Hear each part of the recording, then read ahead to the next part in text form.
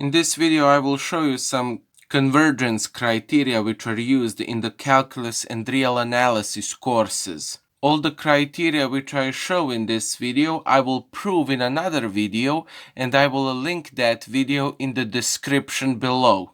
Now my suggestion always when you are learning for a test is to write all the theory you need on a piece of paper so you can quickly remember it before the test, just to remind yourself. Okay, let's start with the criteria which we are going to use in this lecture.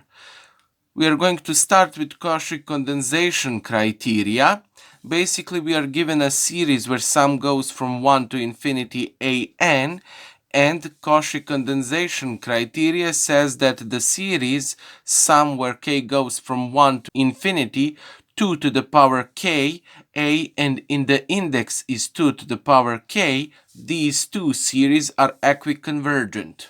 This Cauchy's condensation test is very useful, but it will often not provide the proof for convergence of the series which you have started with. This condensation criteria by Cauchy is best used with a combination of some other criteria which I will show you next. So Cauchy convergence test. This is the standard Cauchy test. We are given a series where sum goes from 1 to infinity an, and this sum convergence if and only if this statement is true. Basically, for every epsilon larger than 0, there exists a natural number n0, such that for every natural number n which is larger or equal to n0, and for every natural number p, Sn plus p minus Sn under the absolute value is smaller than epsilon. And these Sn plus p and Sn are nth and n plus pth partial sums of this series. Now this Cauchy's condensation criteria is best used with the criteria like D'Alembert's test, the Raabe test, and Bertrand's test. Of course, we have another Cauchy test. This series we are given, and let's say that C is a limit superior when n approaches infinity of nth root of an under the absolute value. Well, then for C smaller than 1, the series is absolutely convergent, and the little note which says that from absolute convergence implies convergence. For C larger than 1, the series diverges, and for C equal 1, the test is inconclusive. Now the D'Alembert's test, we are given a series where sum goes from 1 to infinity an, and we are going to say that D is equal to a limit superior when n approaches infinity of the absolute value of an plus 1 divided by an. Well, for D smaller than 1, the series is absolutely convergent. For D larger than 1, the series is divergent. And for D equal 1, the test is inconclusive. Now, this theory is very simple to remember. All you have to do is to notice that you have in the first Cauchy's test that C is smaller than 1, and then the series absolutely converges. Well, in the D'Alembert's test, you have that D is smaller than 1, and then the series absolutely converges. So they behave in a similar manner. And all you have to remember from that point on is how to define C and how to define the constant D. Now let's see what Raabe's test says. We are given a series where sum goes from 1 to infinity, such that for every natural number n, an is larger than 0. And we are going to define R as a limit when n approaches infinity, n times an divided by an plus 1 minus 1. Well, you can connect that, just for easier remembering, with the D'Alembert's test which we did previously. And as you can see in D'Alembert's test, we have this part an plus 1 divided by an. And in the Raabe's test, we have reciprocal value an divided by an plus 1. And then we subtract 1 and multiply everything by n. And of course in D'Alembert's test we had For d smaller than 1, the series is absolutely convergent, and we have that for r larger than 1, the series is convergent. Then for d larger than 1, we had the series is divergent, and for r smaller than 1, we have that the series is divergent. Basically, you are going to take the reciprocal value from an plus 1 divided by an in the D'Alembert test and just use the opposite signs in these conditions. Now Bertrand's test, just rewrite from Raabe's test these three conditions. They are going to stay the same. R is larger than 1 and this has B is larger than 1. Series converges and series converges. For R smaller than 1 the series diverges, and here for B smaller than 1 the series diverges. And for B is equal to 1 the test is inconclusive. Now just to remember Bertrand's test, you have to see that R is defined as a limit when n approaches to infinity, n times an divided by an plus 1 minus 1. And that entire part under the limit, well, you have it here under the limit as n times an divided by n plus 1 minus 1. So just write it down, subtract 1 and multiply everything by ln of n. It's really easy to remember when you get the hang of it. Now I want to show you the Gauss's convergence test. This test is very powerful, but people don't use it much because they often have hard time to remember these two lines of text. So students will often mix them up, and I will show you a little trick how to remember this. And of course in the Gauss's convergence test we are given a series, sum where n goes from 1 to infinity an, such that for every natural number n, an is larger than 0. We had that in the previous criteria also.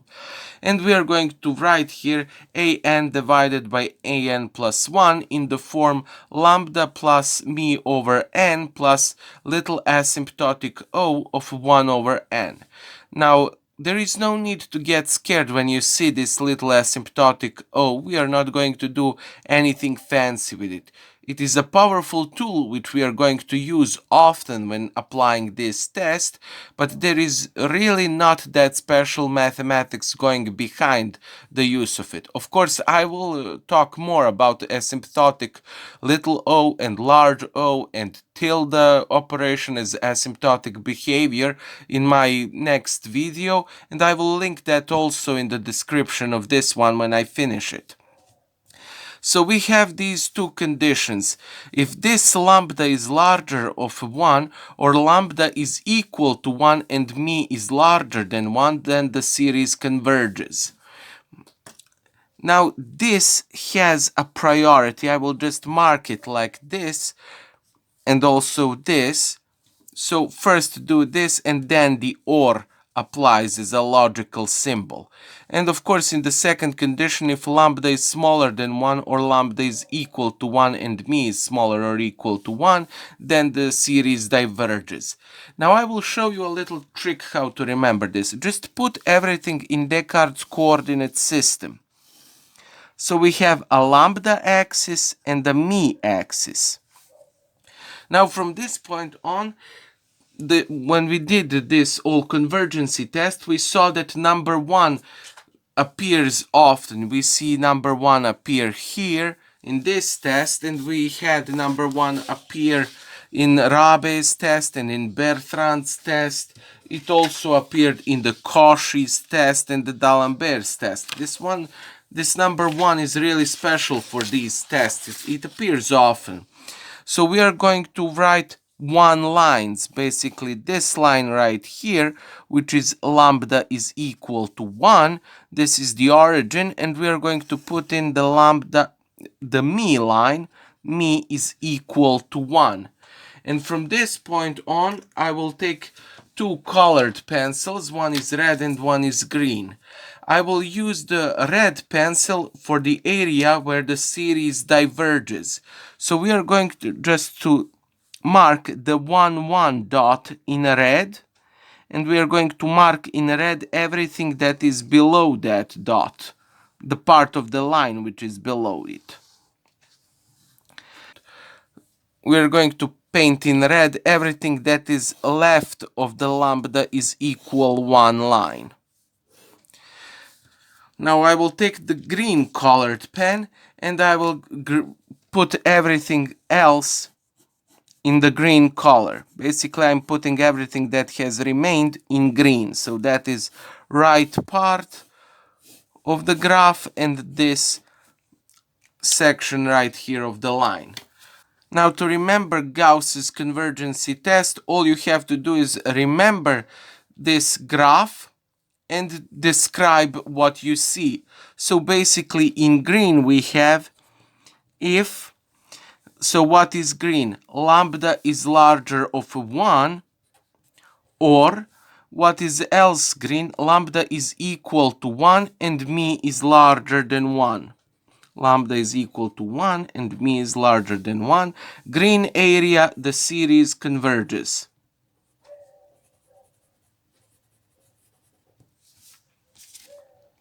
Now we are going to take the red pen and describe what is red on the picture. Basically, if lambda is smaller than 1 or lambda is equal to 1 and me is smaller or equal to 1, the series diverges.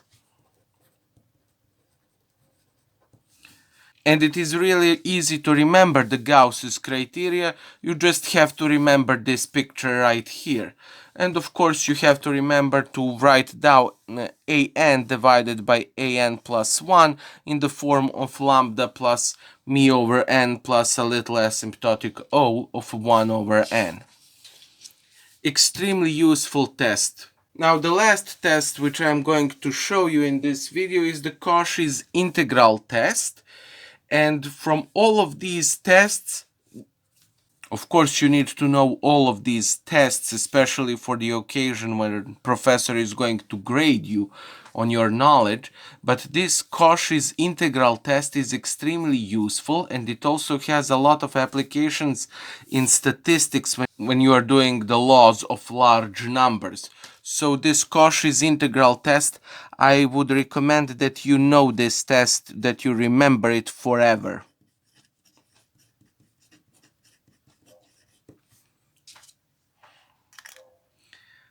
Basically, this test says that if you have a function f which maps an interval from 1 to infinity, 1 is included in the interval, into R is the set of real numbers, and this function is non-negative, monotonically decreasing and continuous, then the series sum where n goes from 1 to infinity f of n and integral from 1 to infinity f of x dx are equiconvergent.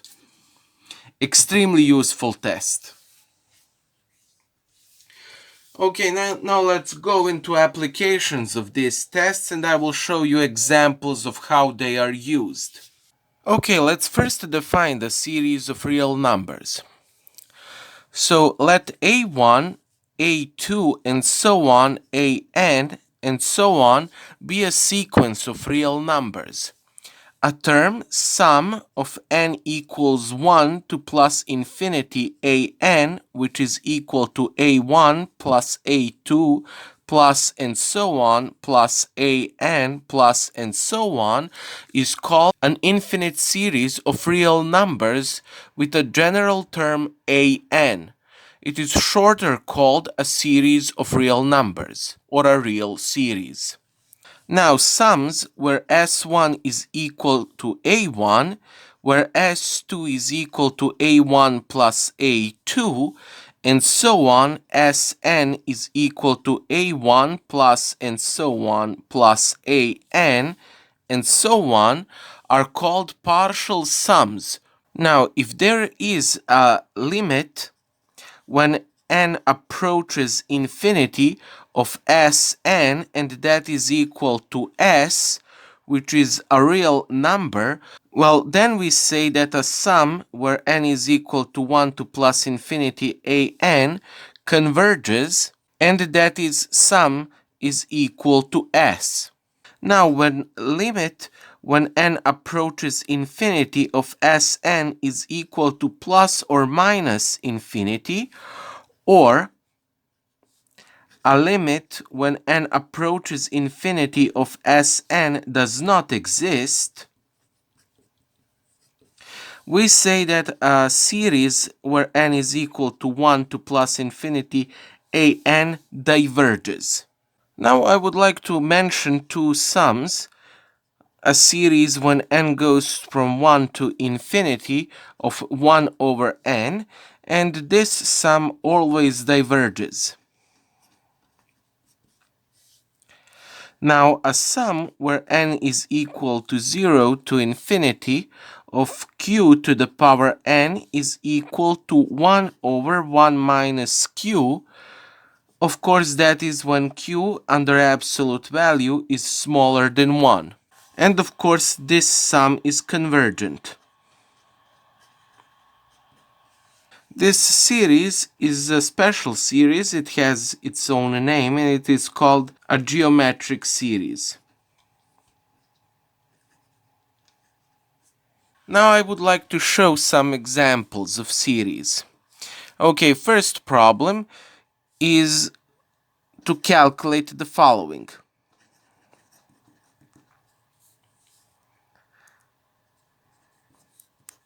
Sum when n is equal to 1 to infinity of 2n plus 1 over n squared of n plus 1 squared. Now we see that the general term is an is equal to 2n plus 1 over n squared n plus 1 squared. This can also be written as n squared plus 2n plus 1, and since I added n squared, I also have to subtract it, over n squared n plus 1 squared.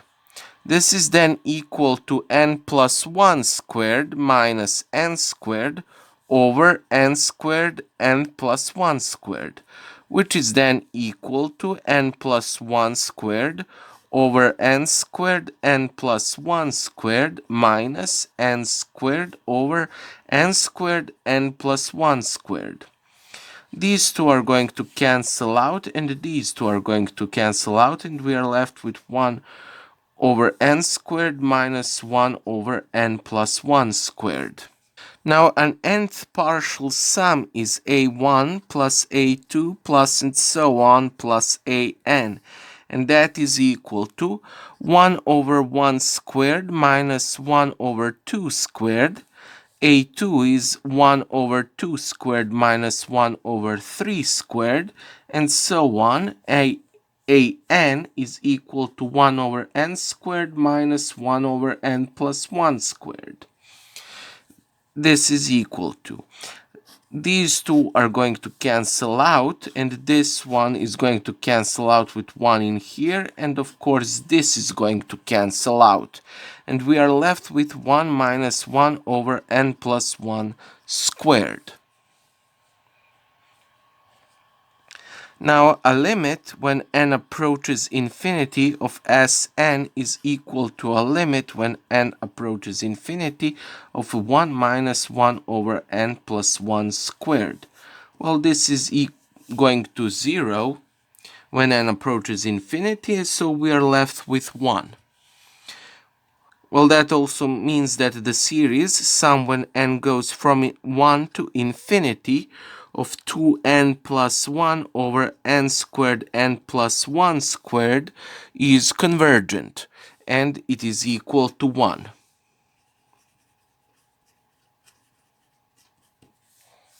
The next example is sum n goes from 1 to infinity of 1 over n plus 1.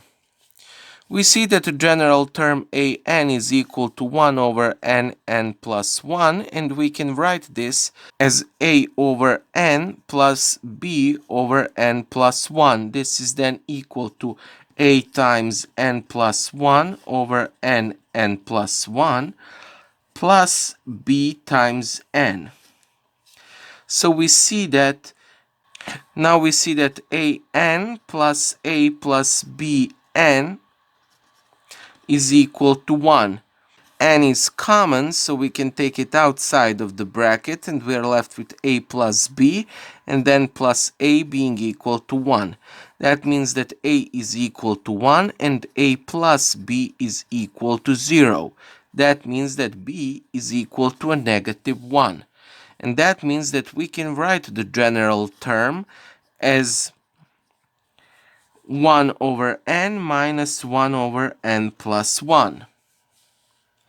Now the nth partial sum becomes a1 plus a2 plus and so on plus an, and that is equal to 1 over 1 minus 1 over 2 plus 1 over 2 minus 1 over 3 and so on, 1 over n minus 1 over n plus 1.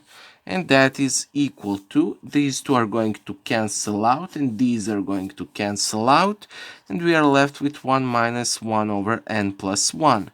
Of course, limit when n approaches infinity of Sn is equal to a limit when n approaches infinity of 1 minus 1 over n plus 1. This is going to approach 0, and this is 1. So that basically means that our sum, where n goes from 1 to infinity, 1 over n plus 1, is equal to 1. It is a convergent series. Now the next example is sum where n goes from 1 to infinity of n over e to the power n minus n plus 1 over e to the power n plus 1. General term is an, which is n over n e to the power n minus n plus 1 over e to the power of n plus 1. The nth partial sum is a1 plus a2 plus and so on plus an, and that is equal to 1 over e minus 2 over e squared plus 2 over e squared minus 3 over e cubed plus and so on plus n over e to the power n minus n plus 1 over e to the power n plus 1.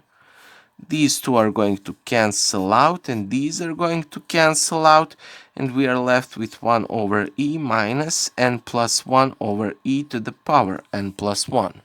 We know that a limit when n approaches infinity, n to the power p over a to the power n is equal to 0 when a is larger than 1. That basically means that a limit when n approaches infinity of nth partial sum is equal to a limit when n approaches infinity of 1 over e minus n plus 1 over e to the power n plus 1. This approaches 0, so we are left with 1 over e. Well, that basically means that our sum when n goes from 1 to infinity of n over e to the power n minus n plus 1 over e to the power n plus 1 is convergent, and it is equal to 1 over e. Our next problem is a sum when n goes from 1 to infinity of 1 over 2 to the power n. Now we see that the general term an is equal to 1 over 2 to the power n, which can also be written as 1/2 to the power n, where 1/2 is smaller than 1. We see that sum when n goes from 1 to infinity of 1 over 2 to the power n is a geometric series. It is equal to 1 over 2 plus 1 over 2 squared plus 1 over 2 cubed plus and so on. Well, this is then equal to, we can take 1/2 as common in all of these terms, and we are left with 1 plus 1 over 2 plus 1 over 2 squared plus 1 over 2 cubed plus and so on. Of course, we know that 1 plus q squared plus and so on plus qn is equal to Sn. When we multiply this entire equation with q, we get that q plus q squared plus q cubed plus and so on q to the power n plus q to the power n plus 1 is equal to q times Sn.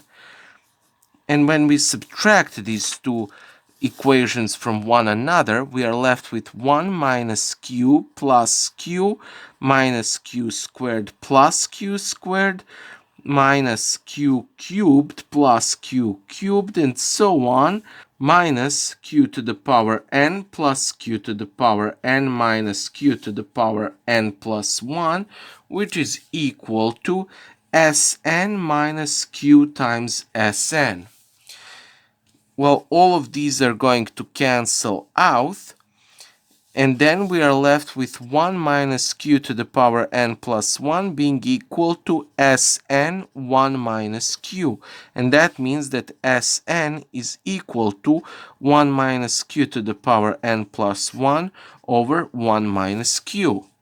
Now, in special occasions when q is under an absolute value smaller than 1, we get that a limit when n approaches infinity of 1 minus q to the power n plus 1 over 1 minus q is equal to 1 over 1 minus q. We can use this summation of a geometric series to solve this problem. We are basically left with 1/2.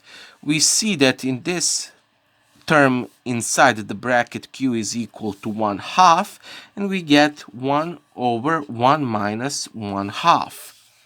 1 minus 1/2 is 1/2. That is going to cancel out with this 1/2, and we are left with 1. Basically, we have that our series is convergent and that its sum is equal to 1.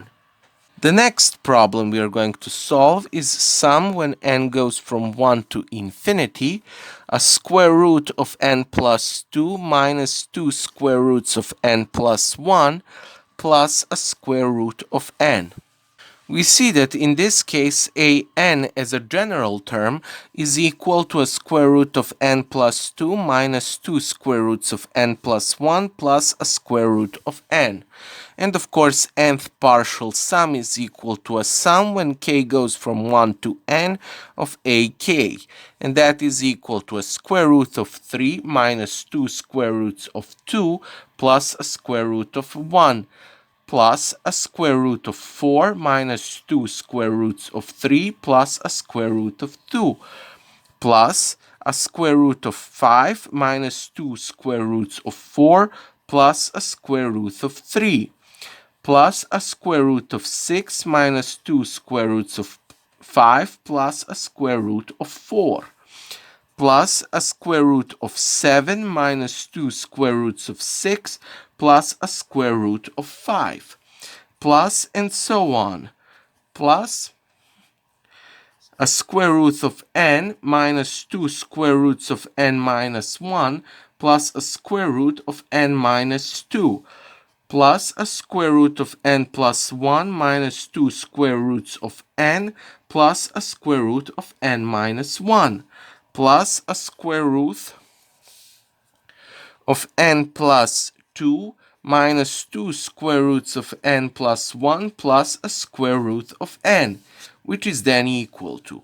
Now we see that square root of 3 and square root of 3 are going to cancel out with a negative 2 square of 3. Also we have this square roots of 4 and square roots of 5, square roots of 6 and square roots of 7 and so on. Basically, a square root of n is going to cancel out with a negative 2 square of n and this square root of n. That is also going to happen for a square root of n minus 1. It is also going to happen for a square root of n minus 2.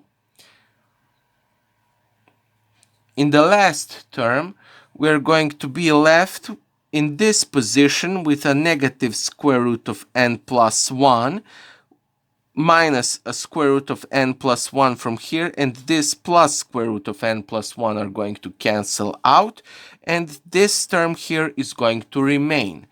So we are finally left with 1 minus 2 square roots of 2 And we are left in the final term with minus a square root of n plus 1 and plus a square root of n plus 2. This is then equal to 1 minus a square root of 2 plus a square root of n plus 2 minus a square root of n plus 1 divided by a square root of n plus 2 plus a square root of n plus 1, and we are going to multiply this with square root of n plus 2 plus a square root of n plus 1. This is then equal to 1 minus the square root of 2 plus n plus 2 minus n plus 1 over a square root of n plus 2 plus a square root of n plus 1. This is then going to be equal to 1 minus the square root of 2 plus n plus 2 minus n minus 1 over a square root of n plus 2 plus a square root of n plus 1, which is then going to be equal to 1 minus the square root of 2 plus 1 over a square root of n plus 2 plus a square root of n plus 1. And when n approaches infinity, this summation approaches 1 minus a square root of 2, because this entire term approaches 0. Well, that means that our beginning series is convergent and its sum is equal to 1 minus a square root of 2. So our next problem is to examine convergency of the following series. The first example is the sum when n goes from 1 to infinity of ln on 1 plus 1 over n. Now ln of x is the same as the logarithm of x for the base e, where e is an Euler number.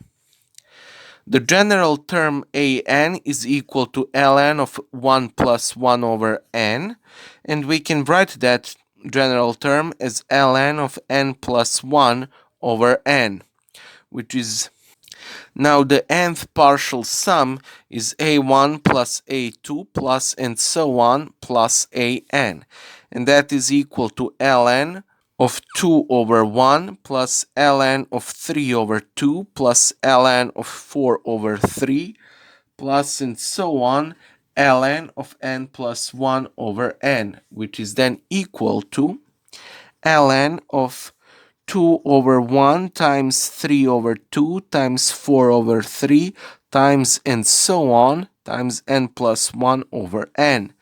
2 and 2 are going to cancel out, 3 and 3, 4 and 4, and n. So we are left with ln of n plus 1. Now when n approaches infinity, ln of n plus 1 approaches infinity also.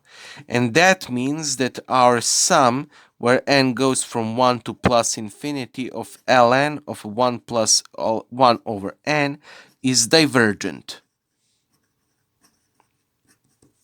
Now our next problem is sum when n goes from 1 to infinity of sine of nx. Now sine of angle alpha is equal to 0 if and only if alpha is equal to k times pi, where k is a whole number. Let x be equal to k times pi, where k is a whole number. Then the following is true. Sum of n goes from 1 to infinity, sine of nx is equal to the sum of n goes from 1 to infinity of sine n times k times pi.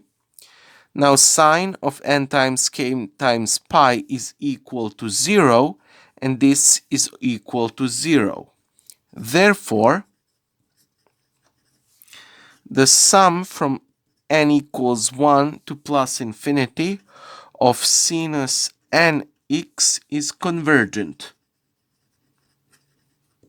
Now let's suppose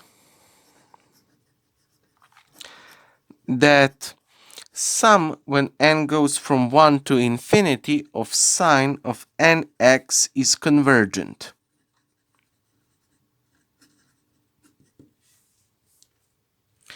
Well, that means that sine of nx approaches 0 when n approaches infinity. Well, that basically means that sine of n plus 1 times x approaches 0 when n approaches infinity. Therefore, we have that sine of n plus 1 times x is equal to sine of nx plus x, and that is equal to sine of nx cosine of x plus a cosine of nx times a sine of x. And this approaches 0 when n approaches infinity. Now sine of nx approaches 0 when n approaches infinity. Well, that basically means that cosine of nx times a sine of x has to approach 0 when n approaches infinity. Now for x, which is different from k times pi, where k is any whole number, we get that sine of x has to be different from 0. Well, combining these two statements, we get that cosine of nx has to approach 0 when n approaches infinity. Now we have that sine of nx approaches 0 when n approaches infinity.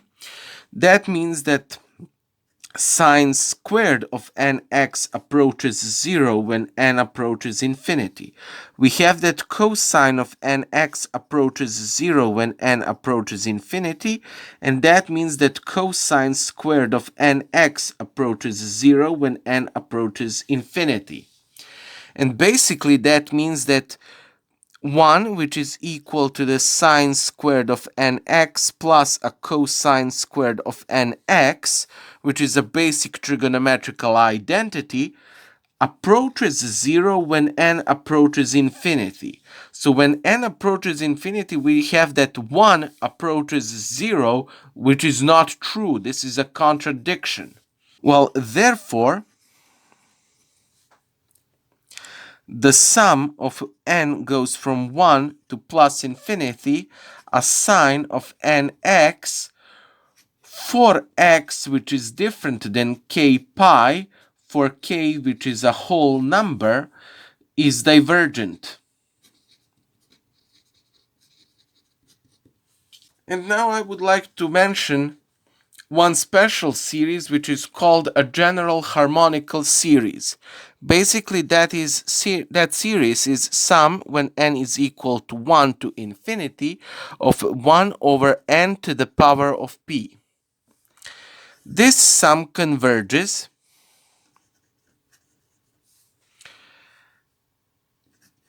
for p which is larger than 1, and it also diverges for p which is smaller or equal to 1. I will prove this at the end of this video. Okay, now let's start with convergency or divergency criteria. So the first criteria which we are going to talk about is Cauchy condensational criteria. Basically, this test says that a series when n goes from 1 to infinity of an converges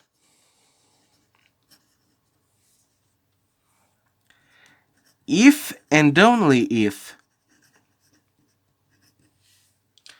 the series sum when n goes from 1 to infinity of 2 to the power n, a, and in the index is 2 to the power n, converges. Now this is one very powerful criteria, and it is best used with a combination of other convergency criteria. I will prove this criteria and all the other criteria which I show in this video in my next video, and I will put a link to that video in the description below.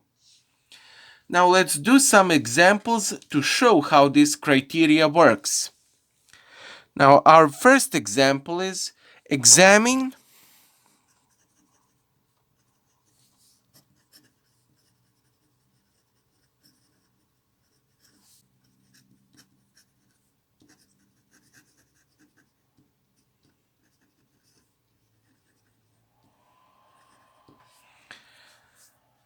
Our first example is the series when the sum goes from n equals 2 to infinity of 1 over n times ln of n. The general term of this series is an, which is equal to 1 over n times ln of n. Using the Cauchy condensation test, we see that sum when n goes from 2 to infinity of an is convergent if and only if the sum when k goes from 2 to infinity of 2 to the power k times a in the index 2 to the power k is convergent. Well, this basically means that the sum when n goes from 2 to infinity of 1 over n times ln of n is convergent if and only if the sum when n goes from 1 to infinity of 2 to the power n times 1 over 2 to the power n ln of 2 to the power n is convergent.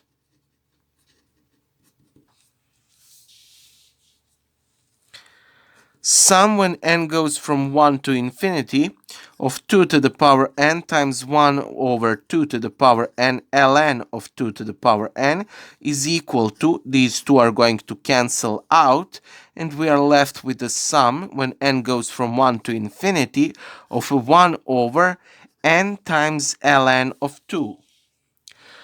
ln of 2 is a constant, so it can get in front of the sigma sign.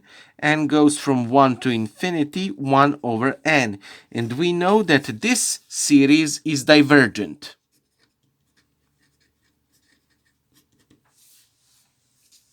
Well, that basically means that our series where sum goes from n equal 2 to infinity of 1 over n times ln of n is divergent.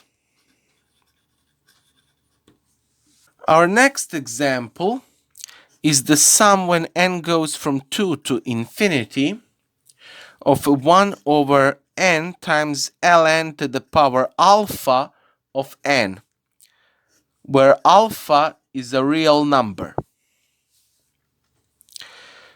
Sum of n equals to 2 to infinity of 1 over n times ln to the power alpha of n is convergent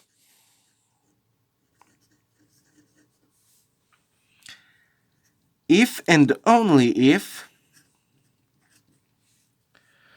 the series sum when n goes from 1 to infinity of 2 to the power n, 1 over 2 to the power n of ln to the power alpha of 2 to the power n is convergent.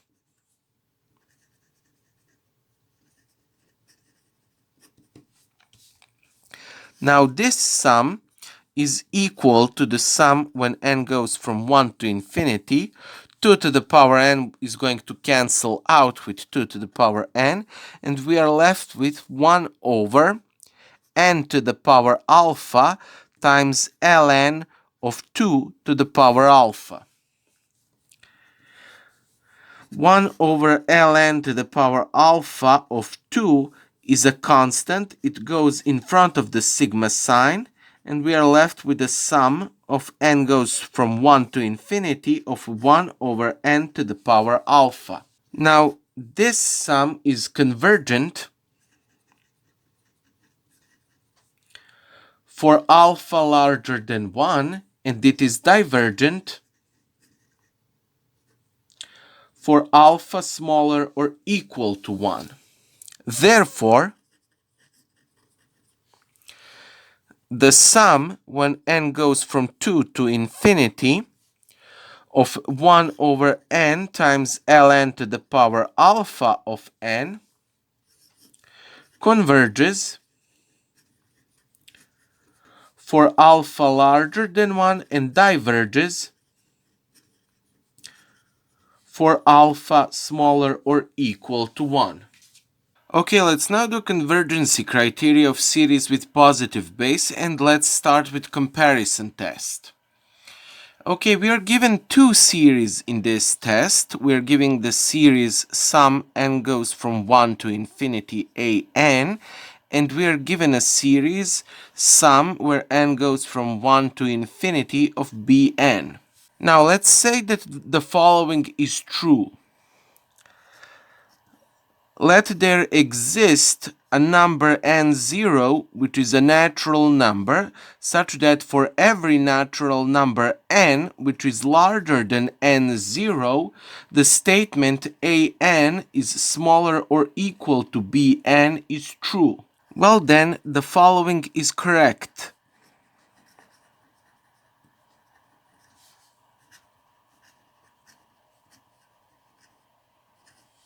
Well, first case, if a sum n goes from 1 to plus infinity, bn is convergent,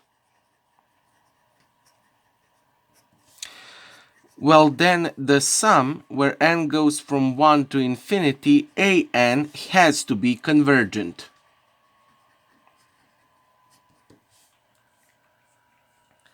Now the second case is if a sum where n goes from 1 to infinity, an, is divergent.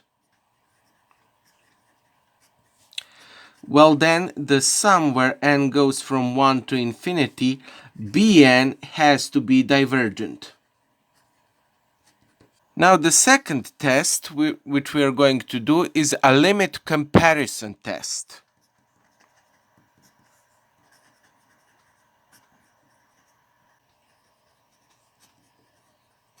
Again, we are giving two series, sum where n goes from 1 to infinity an, and sum where n goes from 1 to infinity bn. Now let's say that the following is true. For every natural number n, a base bn of this series has to be larger than 0. Let's say that k is equal to a limit when n approaches infinity of an divided by bn. Well, that means that 0 has to be smaller or equal to k, and k has to be smaller or equal to plus infinity. The following holds true.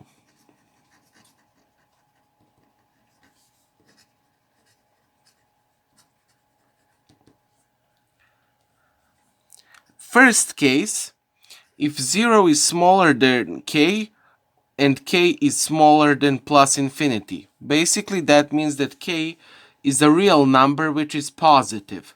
It's a finite number. Well, that means that the series we are given are equiconvergent. That basically means that if a sum where n goes from 1 to infinity an converges,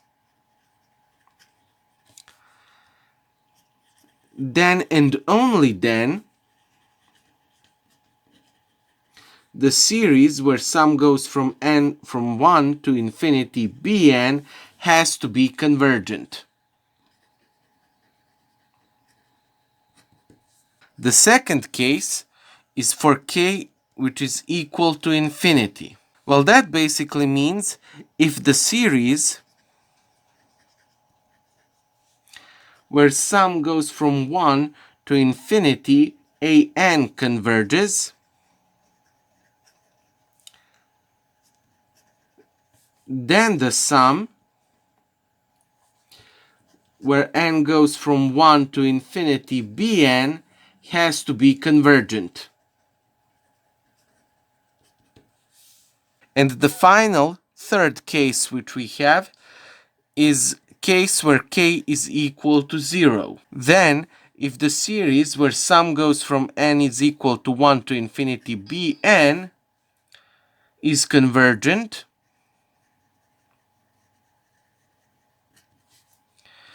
well then the series where sum goes from 1 to infinity an has to be convergent. Now let's do an example to demonstrate this criteria. We are given the series where sum goes from 1 to infinity of 1 divided by a square root of n squared plus 3. Let's observe the series where sum goes from n is equal 1 to infinity of 1 over n. A limit when n approaches infinity of 1 over n divided by 1 over a square root of n squared plus 3 is equal to a limit when n approaches infinity, a square root of n squared plus 3 divided by n. This is then equal to a limit when n approaches infinity of a square root of n squared plus 3 divided by n squared. This is then equal to a limit when n approaches infinity of a square root of 1 plus 3 over n squared. And we can clearly see that this is equal to 1, because this is going to approach 0 when n approaches infinity. Well, therefore, the series where sum goes from 1 to infinity of 1 over n squared plus 3 under a square root, and a series where sum goes from n is equal 1 to infinity 1 over n are equiconvergent. Now we know that the series where sum goes from n is equal 1 to infinity 1 over n is divergent. Well, that means that the sum where n goes from 1 to infinity 1 over a square root of n squared plus 3 is divergent. Well, the next criteria that we are going to look into is Cauchy criteria, or Cauchy test for convergency. We are given a sum, a series when n goes from 1 to infinity of an, and that sum when n goes from 1 to infinity an is convergent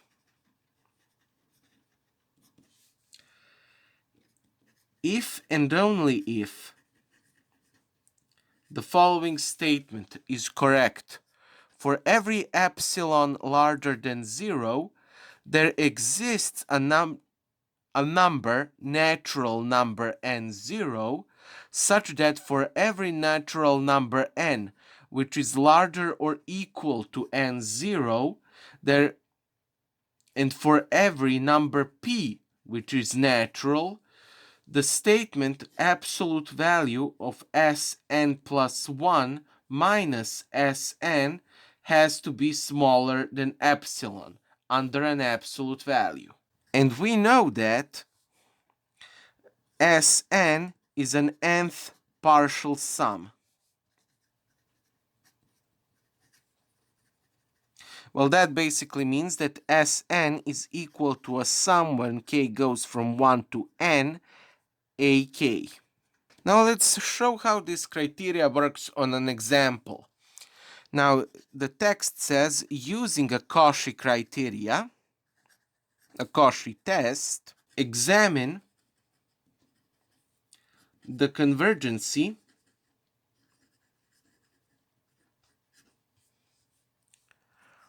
of a series.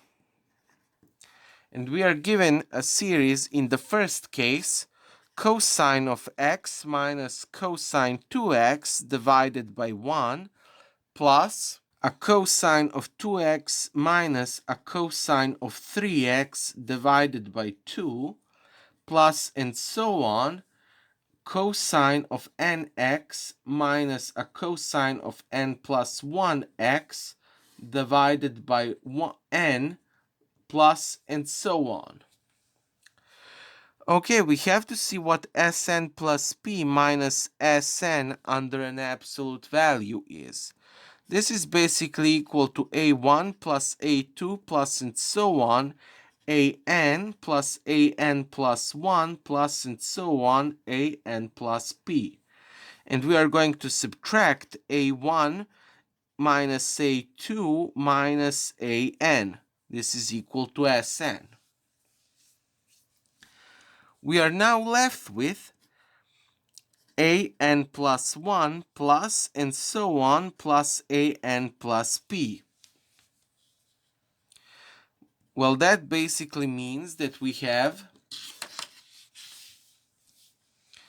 under an absolute value, a cosine of n plus 1x divided by n plus 1, and of course minus a cosine of n plus 2x, plus the next term is cosine of n plus 2x minus a cosine of n plus 3x divided by n plus 2, plus and so on, plus cosine of n plus p x minus a cosine of n plus p plus 1x divided by n plus p.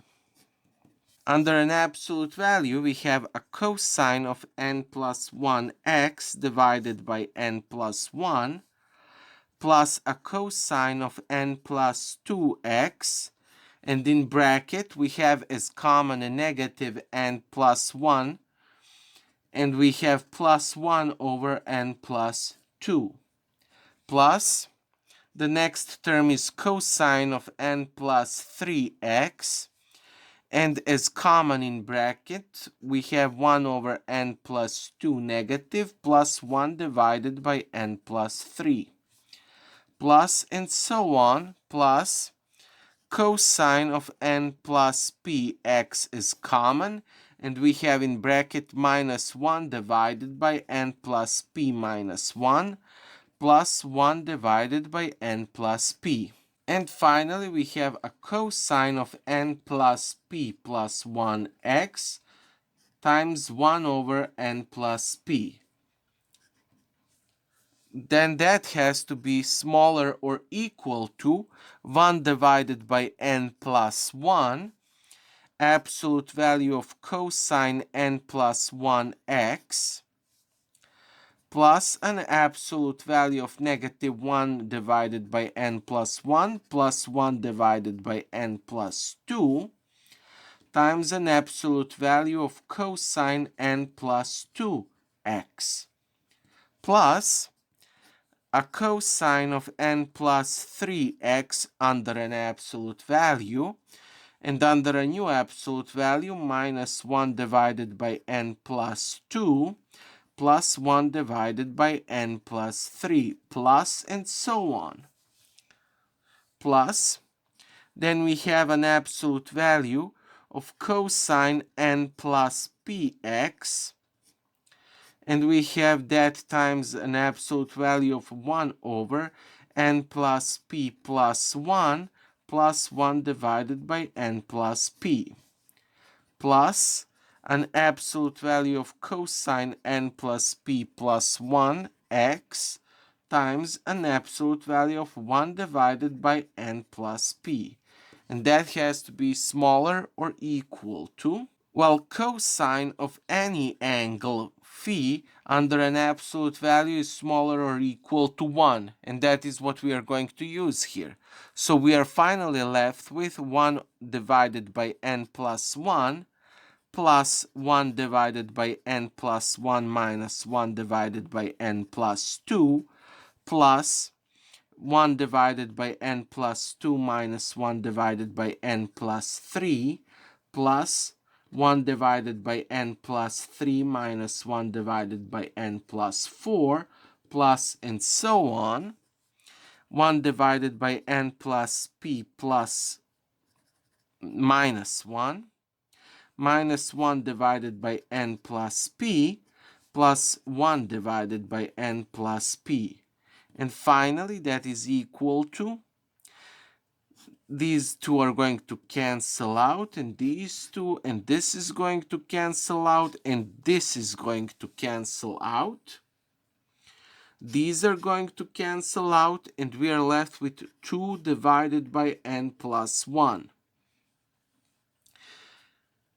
And of course, for every epsilon larger than 0, well, there exists some n, and this is smaller than epsilon. Well, based on a Cauchy test, the series we were given at the beginning is convergent.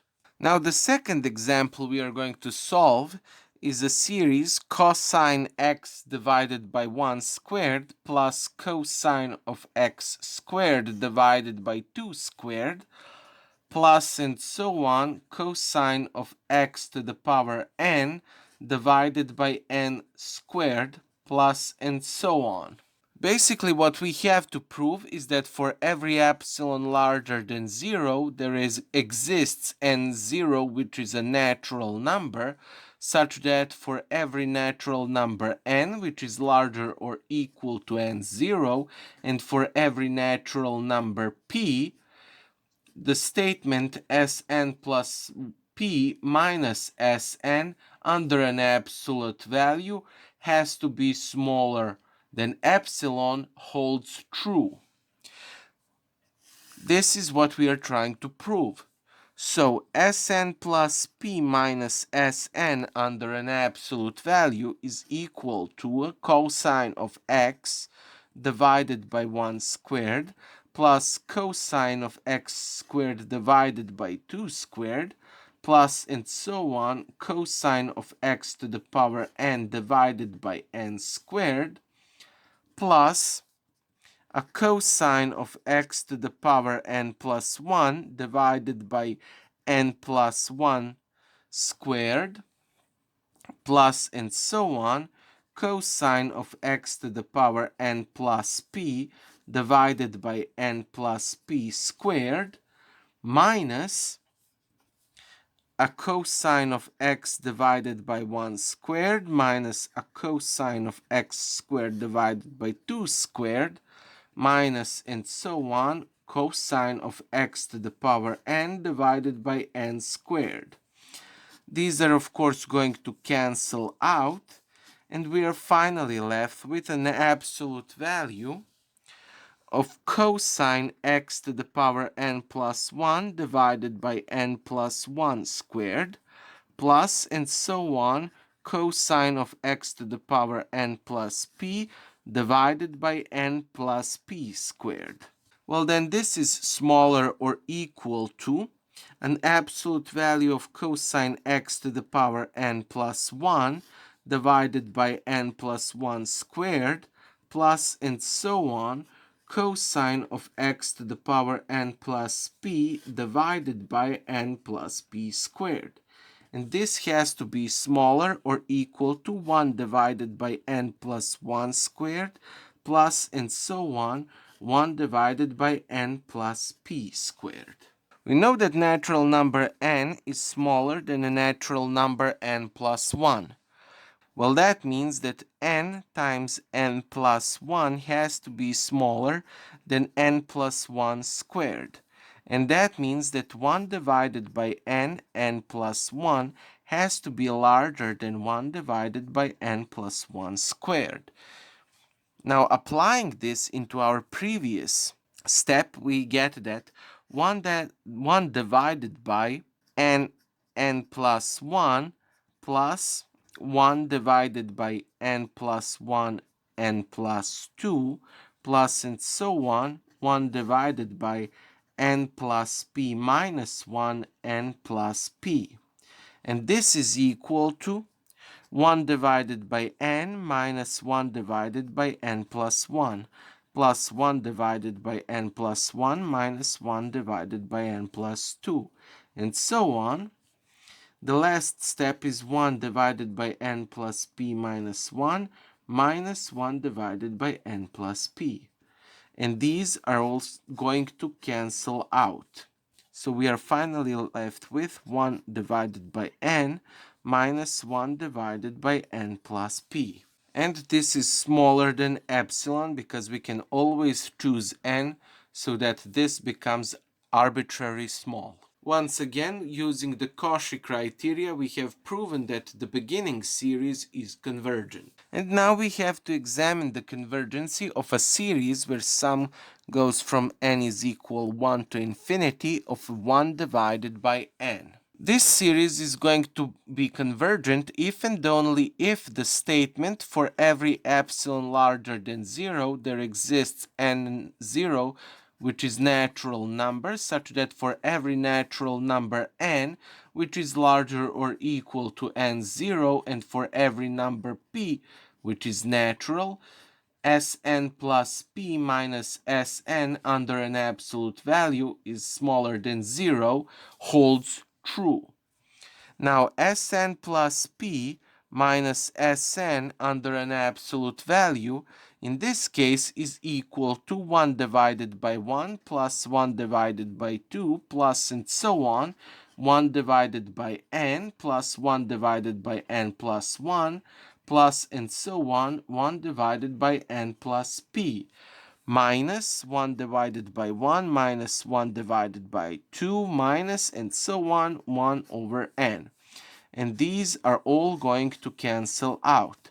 So we are left with an absolute value of 1 divided by n plus 1 plus and so on, 1 divided by n plus p. This is then equal to 1 divided by n plus 1 plus and so on plus 1 divided by n plus p, because all of these natural numbers are positive when they get divided by 1. Now we know that this is larger than p times 1 divided by n plus p, because 1 divided by n plus p is the smallest number in this sequence. And we have this one is first and this one is on the p place in this sum. Well, that basically means that there exists an epsilon which is equal to 1/2 and that is larger than 0, such that for every natural number n0 there exists a natural number n which is larger or equal to n0, and there exists a number p which is equal to n. It is also a natural number, such that Sn plus p minus Sn under an absolute value is larger than p divided by n plus p, which is then equal to, using this statement, n divided by 2n, and that is equal to 1/2, which is equal to epsilon. Well, that basically means that the series where n goes from 1 to infinity of 1 over n is divergent. Okay, now I'll talk about the next criteria of convergence. That is the Cauchy convergence criteria. Cauchy Test. So we are given a series where sum goes from n is equal 1 to infinity an. Let C be equal to a limit superior when n approaches infinity of nth root of an under absolute value. So the first case we have is if this constant c is smaller than 1, then the sum where n goes from 1 to infinity an, the sum we started with, absolutely converges.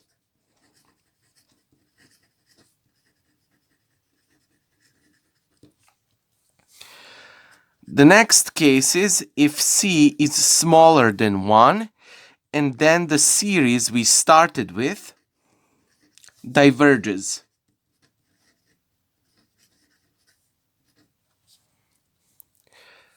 Now, third case is if c is equal to 1, and then the test is not conclusive.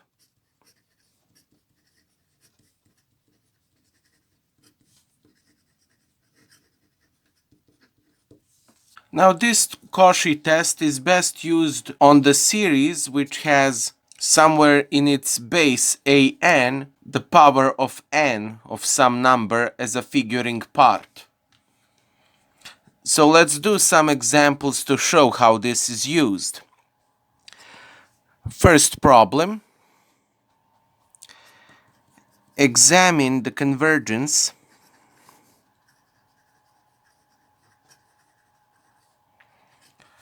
of the following series.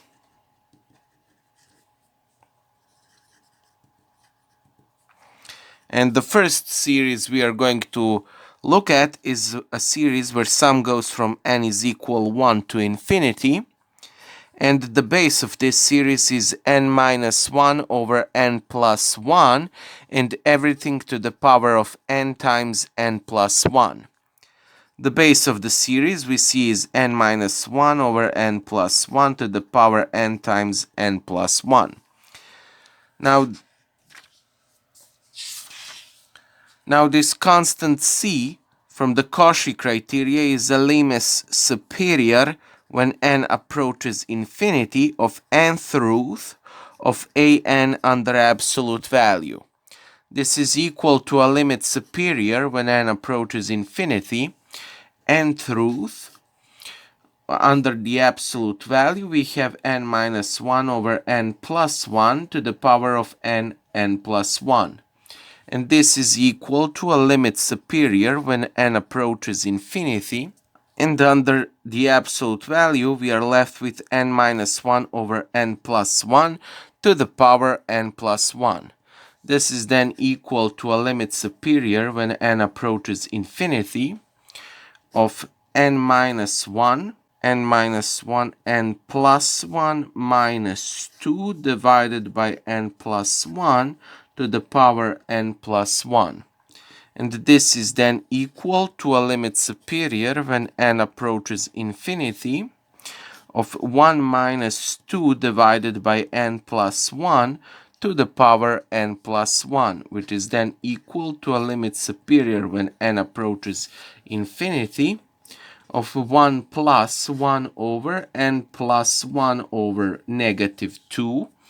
And that is all going to the power n plus 1 over negative 2 times negative 2. Well, then this is equal to, basically we are going to use the limit when 1 plus 1 over x to the power x when x approaches infinity is equal to an Euler constant e. We are going to use this in this part right here.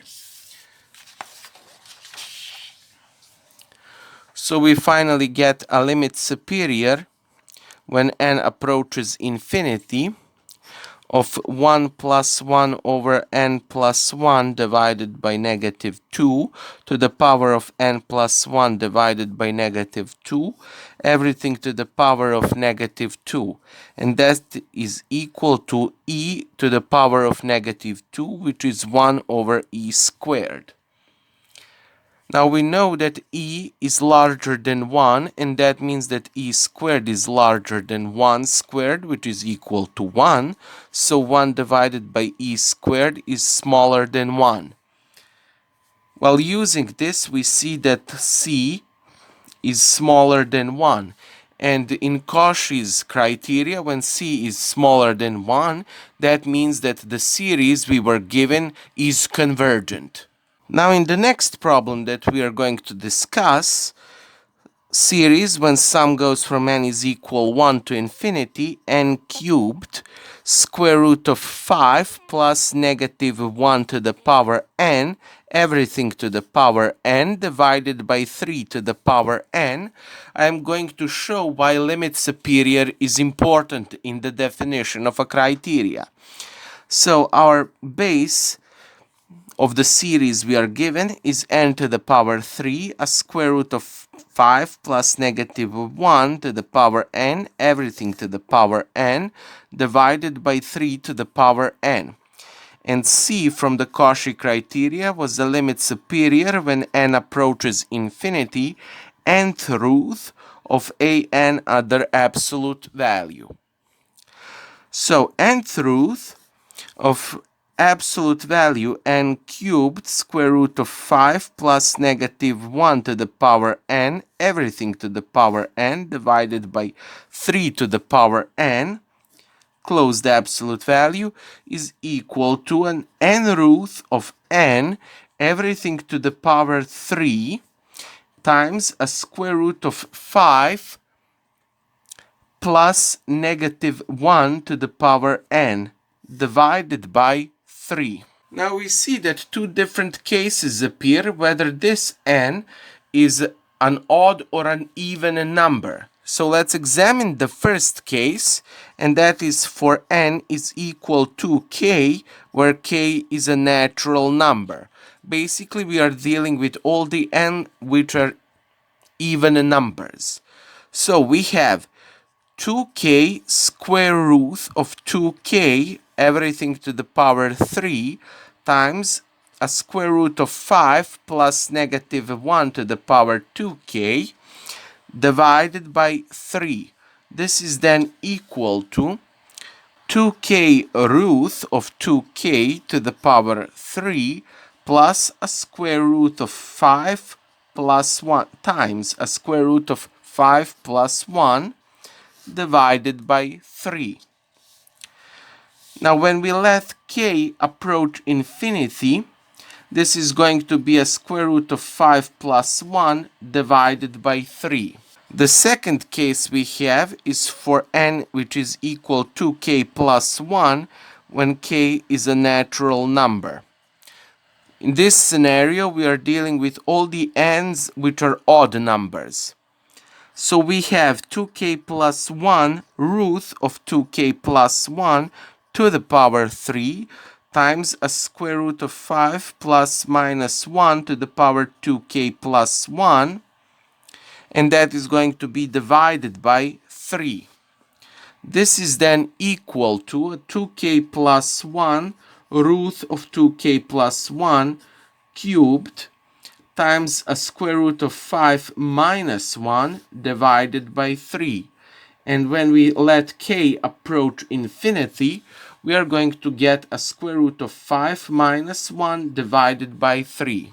Now the constant c in Cauchy criteria is defined as a limit superior when n approaches infinity of nth root of an under absolute value. Well, this is basically a limit superior when n approaches infinity of nth root of an under absolute value. We get a supremum from two numbers, square root of 5 plus 1 divided by 3, which was the first case we had, and the square root of 5 minus 1 divided by 3, which was the second case we have. Bigger number of these two is the square root of 5 plus 1 divided by 3. Now, 5 is larger than 4. That means that a square root of 5 plus 1 divided by 3 is larger than a square root of 4 plus 1 divided by 3, which is equal to 2 plus 1 divided by 3, which is equal to 1. So, we have that c is larger than 1, and in Cauchy criteria, the series for which constant c is larger than 1 is a divergent series. Okay, now I will demonstrate D'Alembert's convergence test. Let's observe the series sum where n goes from 1 to infinity an. Let d be defined as a limit superior when n approaches infinity of absolute value of an plus 1 divided by an. Well, then we have three cases. The first case is for d smaller than 1. Then the series we have absolutely convergence. Just a little reminder, if a series absolutely converges, that also means that the series converges. In the general case, if the series converges, that does not have to imply that series absolutely converges. The second case is for d larger than 1, and in that case the series is divergent.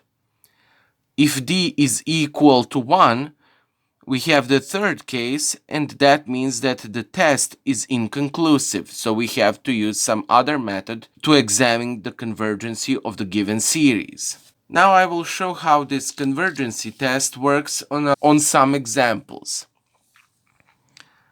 So our first problem is examine the convergency of the following series.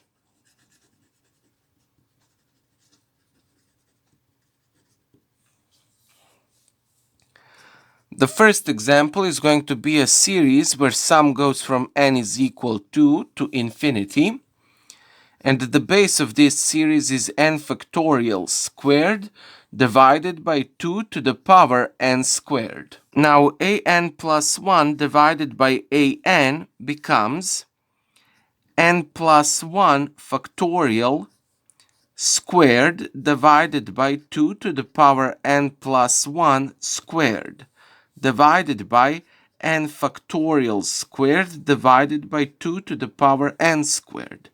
And then this is equal to 2 to the power n squared times n plus 1 factorial squared divided by 2 to the power n plus 1 squared times n factorial squared. This is then equal to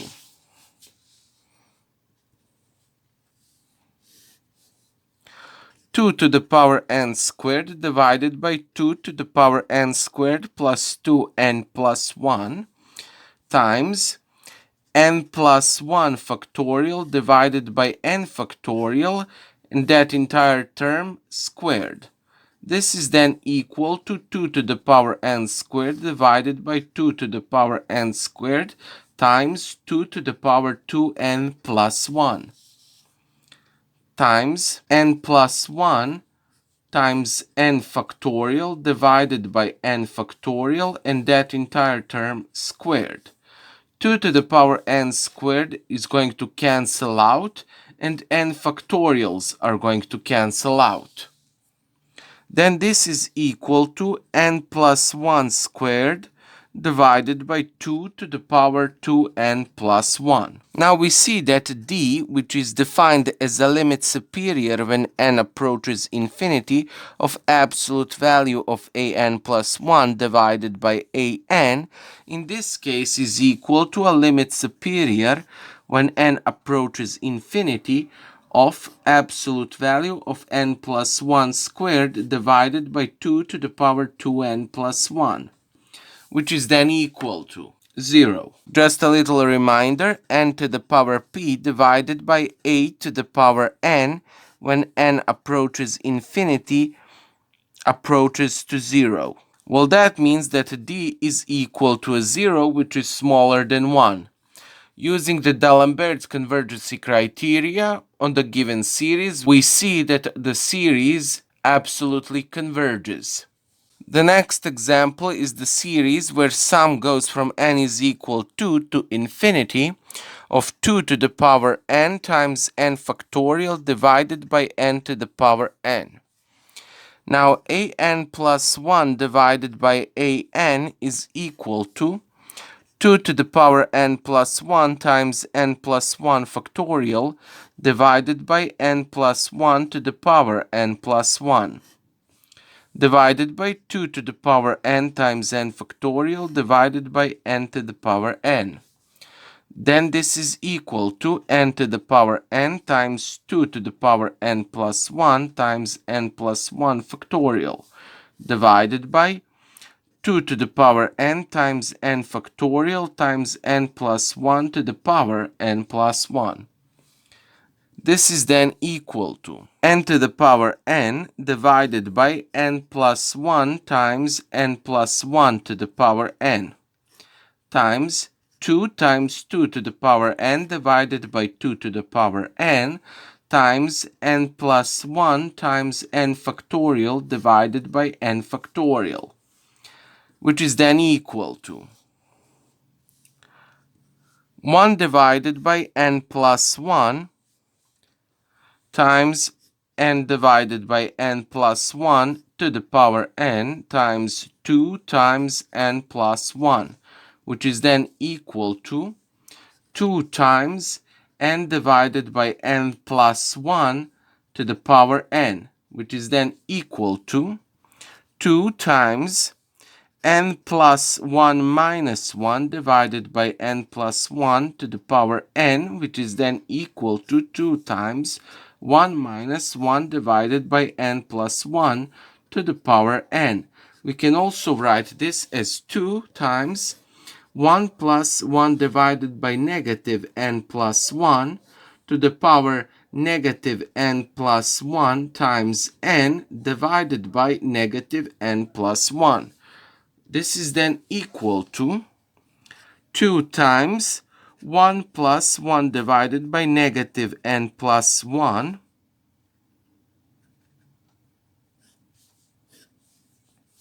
to the power minus n plus 1, and then the entire term goes to the power n divided by negative n plus 1.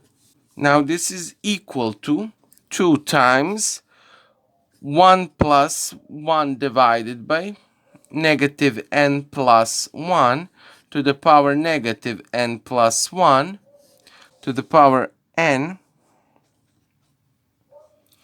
divided by n in bracket minus 1 over n.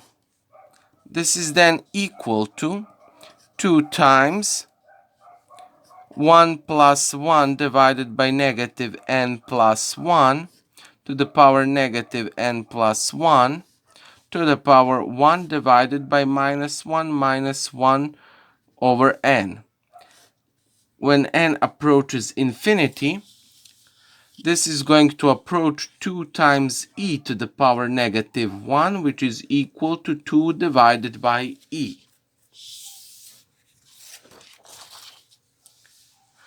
Now we see that d, which is defined as a limit superior when n approaches infinity, of an plus 1 divided by an under the absolute value is equal to 2 over e, which is smaller than 1. Well, that means that using the D'Alembert's convergence criteria, the sum we were given at the beginning absolutely converges.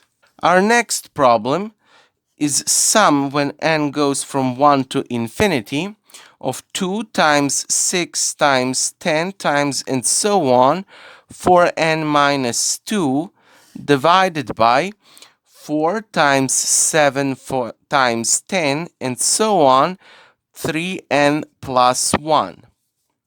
That means that the base of this series is equal to 2 times 6 times 10 and so on for n minus 2 divided by 4 times 7 times 10 and so on 3n plus 1. Well then an plus 1 divided by an is equal to 2 times 6 times 10 and so on for n minus 2 times 4n plus 2 divided by 4 times 7 times 10 and so on 3n plus 1 3n plus 4 divided by 2 times 6 times 10 and so on 4n minus 2 divided by 4 times 7 times 10 and so on 3n plus 1.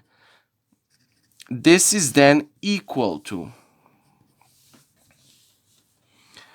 2 times 6 times 10 and so on 4n minus 2 4n plus 2 times 4 times 7 times 10 and so on 3n plus 1 divided by 2 times 6 times 10 and so on 4n minus 2 times 4 times 7 times 10 and so on 3n plus 1 3n plus 4. This is then equal to, these are all going to cancel out and we are left with 4n plus 2. These are also going to cancel out. divided by 3n plus 4. N is in common, so it goes in front of the bracket, and we are left with 4 plus 2 divided by n over n, 3 plus 4 over n. Well, when n approaches infinity, these two are of course going to cancel out. This is going to approach 0, and this is going to approach 0, and we are left with 4 divided by 3. Well, that basically means that d, which is defined as a limit superior when n approaches infinity of an absolute value of an plus 1 divided by an, is equal to 4 divided by 3, which is larger than 1. Now, using the Alembert's convergence test, we see that the series we are given diverges. Okay, let's now discuss Raabe's test for convergence of the series. We are given a series, a sum where n goes from 1 to infinity, an. Let R be defined as a limit when n approaches infinity of n times an divided by an plus 1 minus 1. Depending on the value of R, we have the following cases. First case is for R which is larger than 1. Then the series converges. The second case is for R smaller than 1, and then the series diverges. And third case is for R which is equal to 1, and then the test is inconclusive. Now I will demonstrate how this test works on a couple of examples.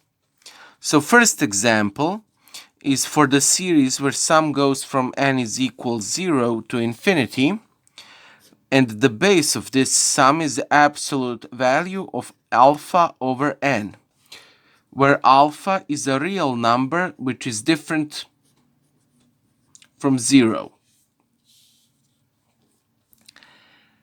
An plus 1 divided by an is then equal to an absolute value of alpha over n plus 1 divided by absolute value of alpha over n.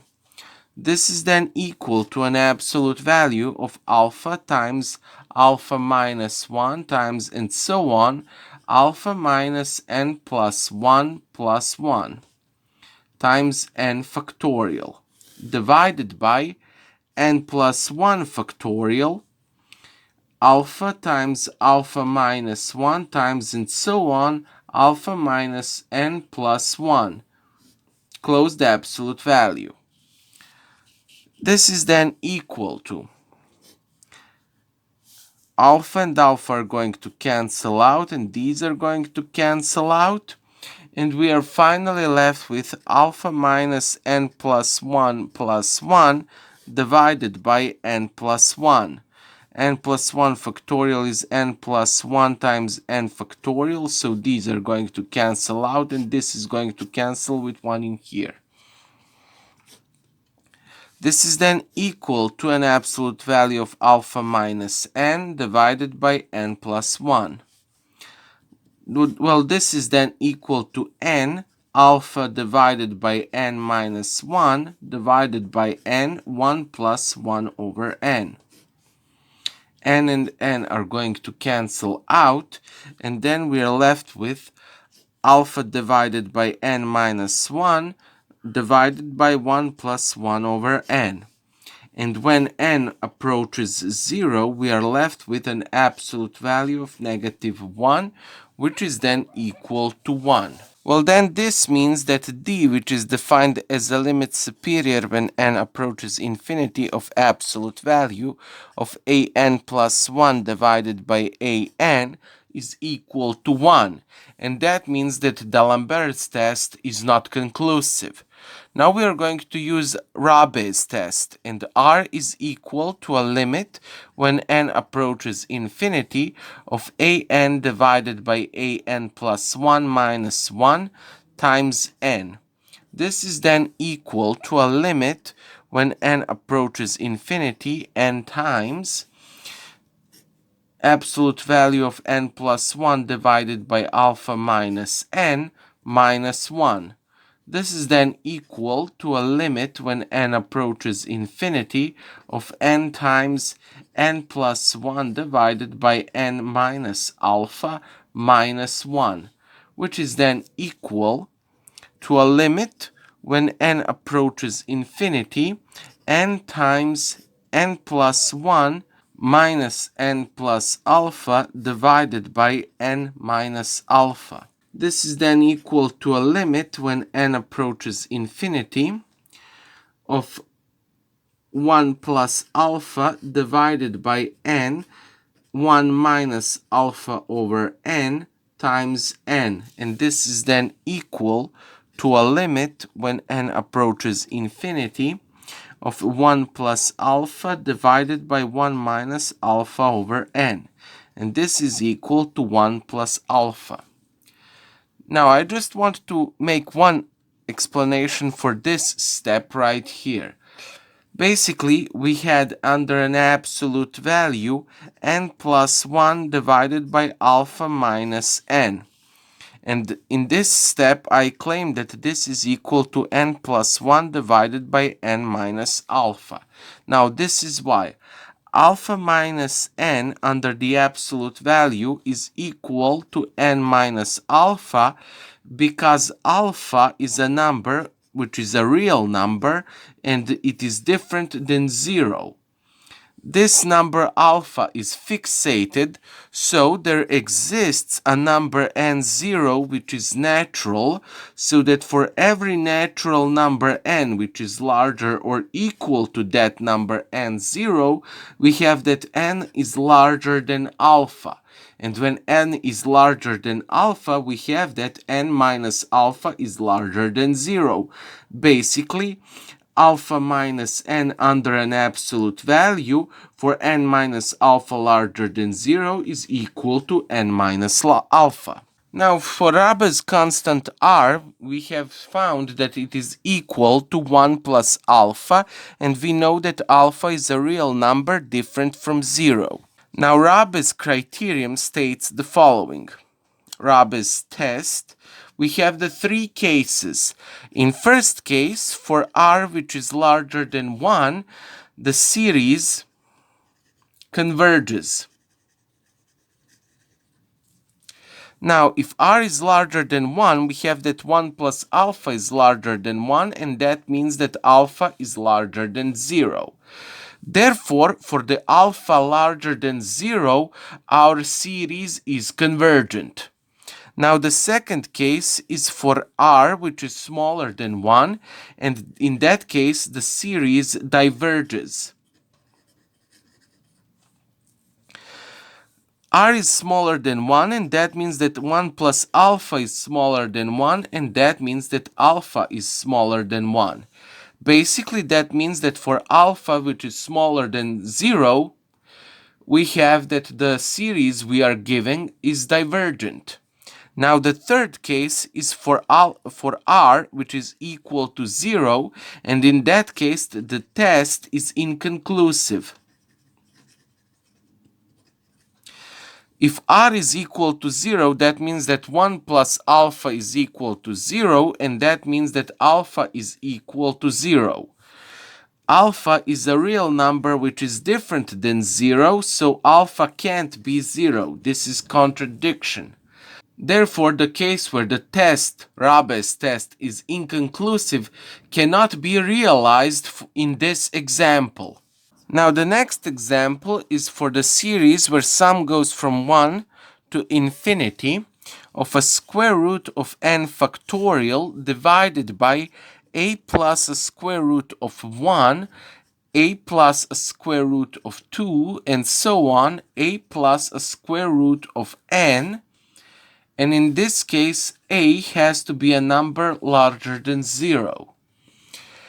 an plus 1 divided by an in this case is equal to a square root of n plus 1 factorial divided by a plus a square root of 1, a plus a square root of 2, and so on, a plus a square root of n, a plus a square root of n plus 1.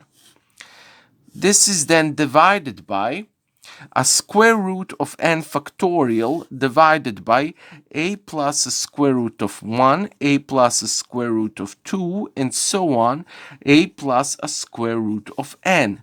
And then this is equal to a square root of n plus 1 times n factorial times a plus a square root of 1, a plus a square root of 2, and so on, a plus a square root of n, divided by a square root of n factorial a plus a square root of 1, a plus a square root of 2, and so on, a plus a square root of n, a plus a square root of n plus 1. This is then equal to a square root of n plus 1, square root of n factorial and square root of n factorial are going to cancel out, and these are all going to cancel out, and we are left with a plus a square root of n plus 1. Now this is equal to a square root of n plus 1 divided by a square root of n plus 1, and in bracket we have a divided by a square root of n plus 1 plus 1. And when we let n approach infinity, we get, well, these two are going to cancel out. N approaches infinity, so this is going to approach 0, and we have that this approaches 1. Basically, the constant d, which is equal to a limit superior when n approaches infinity of an absolute value of an plus 1 divided by an, is equal to 1. And that means that the Alembert test is not conclusive, so we can't use it in this example. Let's see now what the Raabe test says. N times an divided by an plus 1 minus 1 is going to be equal to n times a plus a square root of n plus 1 divided by a square root of n plus 1 minus 1. And this is then equal to n times a divided by a square root of n plus 1 plus 1 minus 1, and this is then equal to an divided by a square root of n plus 1. And when we let n approach infinity, this is going to approach infinity. Basically, r, which is defined as a limit when n approaches infinity of n times an divided by an plus 1 minus 1, is equal to plus infinity, and that is larger than 1. Now, based on the Raabe test of convergence, we see that the series we are given is convergent. Now, the next case we are going to discuss is the series where sum goes from n is equal 1 to infinity of n factorial divided by a plus 1, a plus 2, and so on, a plus n, and this a is larger than 0. The base of this series is n factorial divided by a plus 1, a plus 2, and so on, a plus n. Now, an plus 1 divided by an is equal to n plus 1 factorial divided by a plus 1, a plus 2, and so on, a plus n plus 1, divided by n factorial a plus 1, a plus 2, and so on, a plus n. This is then equal to a fraction n plus 1 times n factorial times a plus 1, a plus 2, and so on, a plus n factorial a plus 1, a plus 2, and so on, a plus n plus 1. N factorials are going to cancel out, and all of these are going to cancel out, and we get that this is equal to n plus 1 divided by a plus n plus 1. This is then equal to n, and inside the bracket we have 1 plus 1 divided by n over n, a plus 1 divided by n plus 1.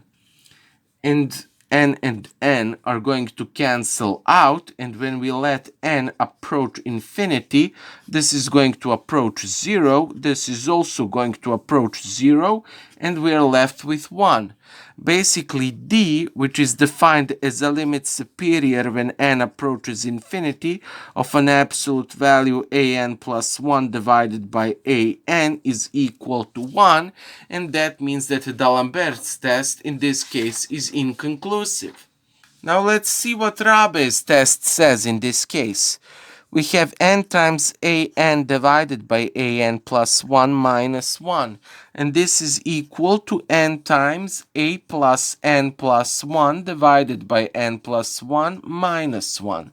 This is equal to n times a divided by n plus 1 minus 1, which is then equal to an divided by n, and inside the bracket we have 1 plus 1 over n. And then n are going to cancel out, and when we let n to approach infinity, this is going to approach 0, and we are left with a.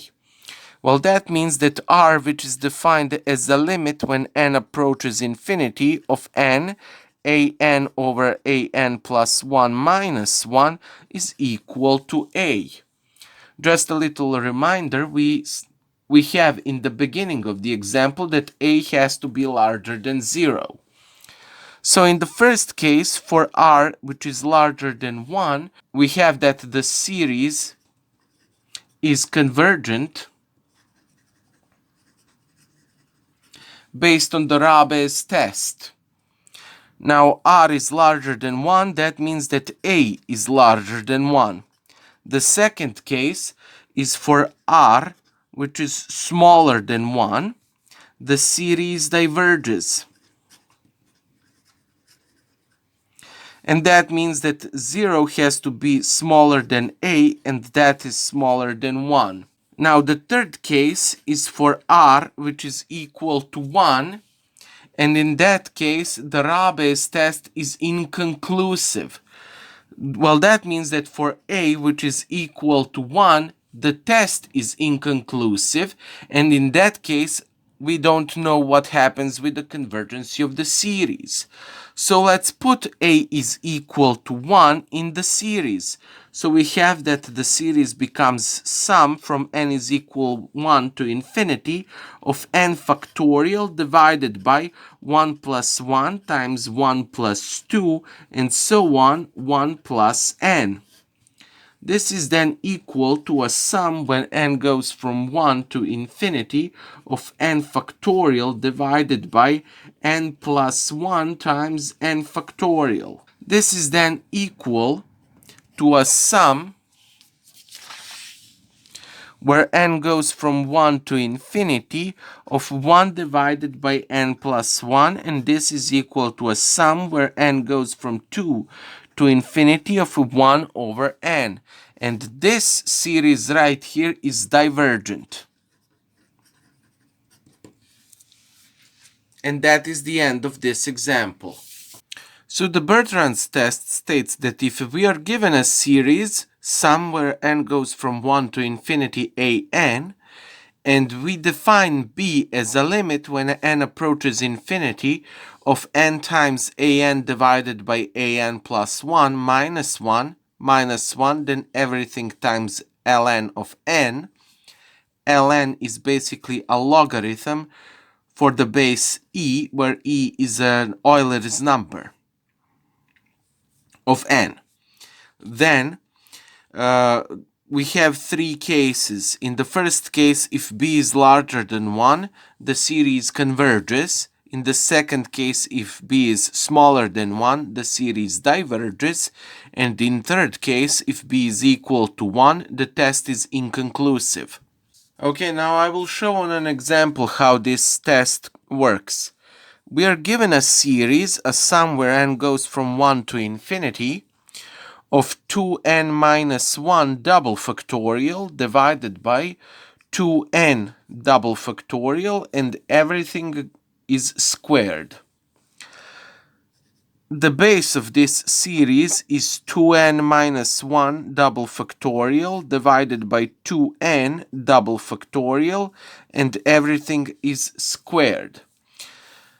Now just a little reminder, n factorial is defined as n times n minus 1 times and so on times 2 times 1. N double factorial is defined as n times n minus 2 times n minus 4 and so on. Now, if n is an even number, it ends with 2, and if n is an odd number, we have the same n times n minus 2 times n minus 4 and so on, and it ends with 3 times 1. So this is for even n and this is for odd n. Now an plus 1 divided by an is equal to 2n plus 1 double factorial divided by 2n plus 2 double factorial squared divided by 2n minus 1 double factorial divided by 2n double factorial squared. This is then equal to 2n plus 1 double factorial times 2n double factorial divided by 2n plus 2 double factorial times 2n minus 1 double factorial, and everything is squared. Well, this is then equal to 2n plus 1 times 2n minus 1 double factorial times 2n double factorial divided by 2n plus 2 times 2n double factorial times 2n minus 1 double factorial, and everything is squared. 2n minus 1 double factorial is going to cancel out, and 2n factorial is going to cancel out, and we are left with 2n plus 1 divided by 2n plus 2 squared. This is then equal to n, 2 divided by, my mistake, this is then equal to n in the bracket 2 plus 1 divided by n divided by n, 2 plus 2 divided by n, and everything is squared. N and n are going to cancel out, and we're going to be left with 2 plus 1 divided by n divided by 2 plus 2 divided by n squared. And when we let n approach infinity, this is going to approach 2 divided by 2 squared. This is going to approach 0, and this is going to approach 0, and then this is equal to 1.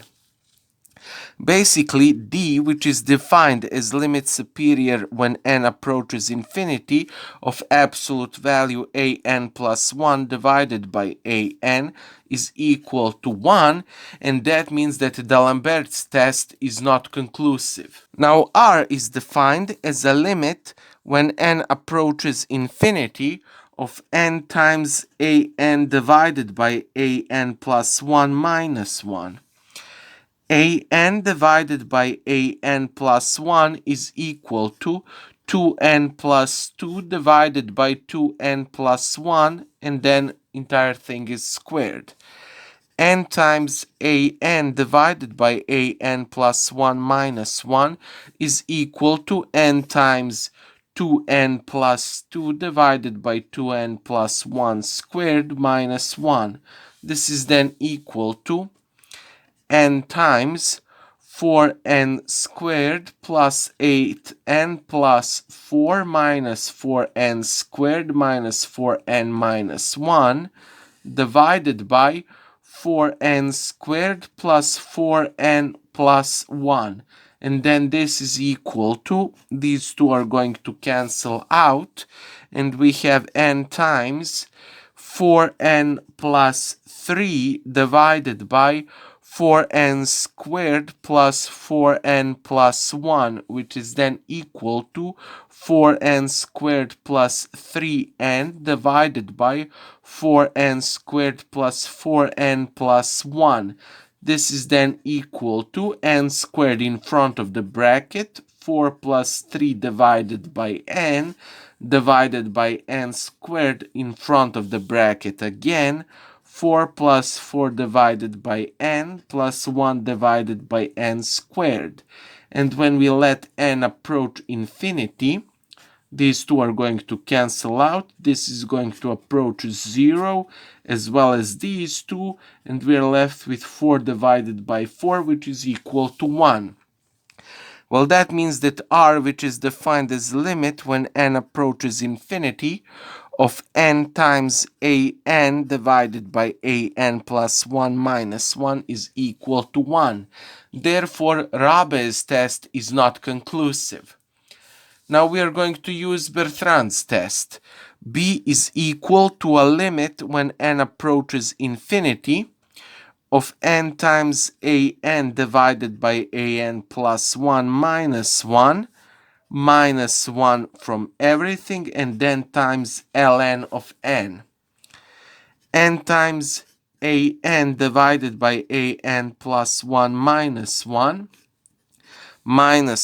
times ln of n is equal to 4n squared plus 3n divided by 4n squared plus 4n plus 1 minus 1 times ln of n. This is then equal to 4n squared plus 3n minus 4n squared minus 4n minus 1 divided by 4n squared plus 4n plus 1. These are going to cancel out times ln of n. And this is equal to minus n minus 1 divided by 4n squared plus 4n plus 1 ln of n. This is going to asymptotically behave like minus n times ln of n divided by n squared, which is then equal to minus ln of n divided by n. Now when we let n approach infinity, this is going to approach 0. That means that b is equal to 0, which is smaller than 1, and based on Bertrand's criteria, this series diverges. Okay, the next test for convergence we are going to discuss about is Gauss's convergence test. Basically, we are given a series where sum goes from n is equal 1 to infinity an, and the base of this series is always positive. So for every n which is a natural number, an has to be larger than 0. Let an divided by an plus 1 be equal to lambda plus me over n plus a little asymptotic o of 1 over n, where lambda and me are constants. Then, in the first case, if lambda is larger than 1 or lambda is equal to 1 and me is larger than 1, the series converges.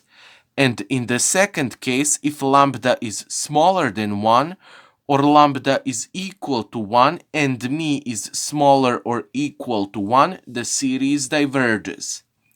This Gauss's convergence test is extremely useful, and it is an extremely powerful test. Now, people often freak out when they see this little asymptotic O, and it shouldn't be the case because we're not going to do anything fancy with it. Now, the next thing which is a little bit problematic with this Gauss's convergence test, and it is, of course, the second reason why it doesn't get as much love as it deserves, is these two lines of text right here. When you look at them, at least when I look at them, I find them to be a little bit hard to remember. So I'll show you a little trick how to remember these two lines. Basically, we are going to draw a graph. We are going to put everything in Descartes' coordinate system. This is origin 0. We are going to put two lines in this graph. The line where lambda is equal to 1, this axis is lambda, of course, and this other axis is me. Then we are going to put in the me is equal to 1 line into this graph. Now with the red pen, okay, this is 1 and this is 1. Now with the red pen, I am going to mark this 1, 1 dot right here. I am going to color in red everything that is below that dot. So this entire part of the line where lambda is equal to 1 is color coded in red. I am also going to color in red everything that is left from the lambda equal 1 line. Basically everything to the left of it is colored in red. Now I am going to take a green color and I am going to color in green everything that remains. Basically that is this part of the line where lambda is equal to 1. For this part me is larger than 1. And everything to the right of lambda is equal to 1 line is going to be colored in green. Now everything you have to remember is this picture right here. Basically the green color is the first case. So if lambda is larger than 1, it is the green color, so we are going to describe everything that is in green. Or lambda is equal to 1 and me is larger than 1, the series converges.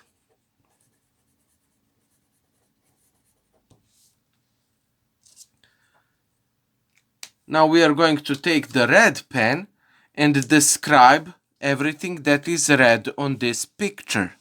So the second case, if lambda is smaller than 1, basically this is that red part over here, or lambda is equal to 1 and me is smaller or equal to 1. Basically lambda is equal to 1, me is equal to 1 is this red dot right here. Lambda is equal to 1 and me is smaller than 1 is entire section here of the line lambda is equal to 1. And in this case the series diverges. So that is everything that you have to remember when it comes to Gauss's criteria. Just remember this image and describe what you see. Of course, this is another part which has to be remembered. Okay, now I will do one example to show how Gauss's criteria is applied.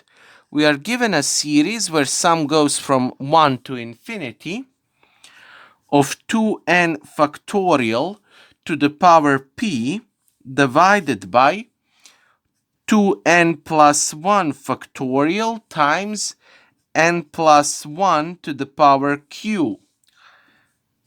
P and q are real numbers. The base of this series an is equal to 2n factorial to the power p divided by 2n plus 1 factorial times n plus 1 to the power q. Then an plus 1 divided by an becomes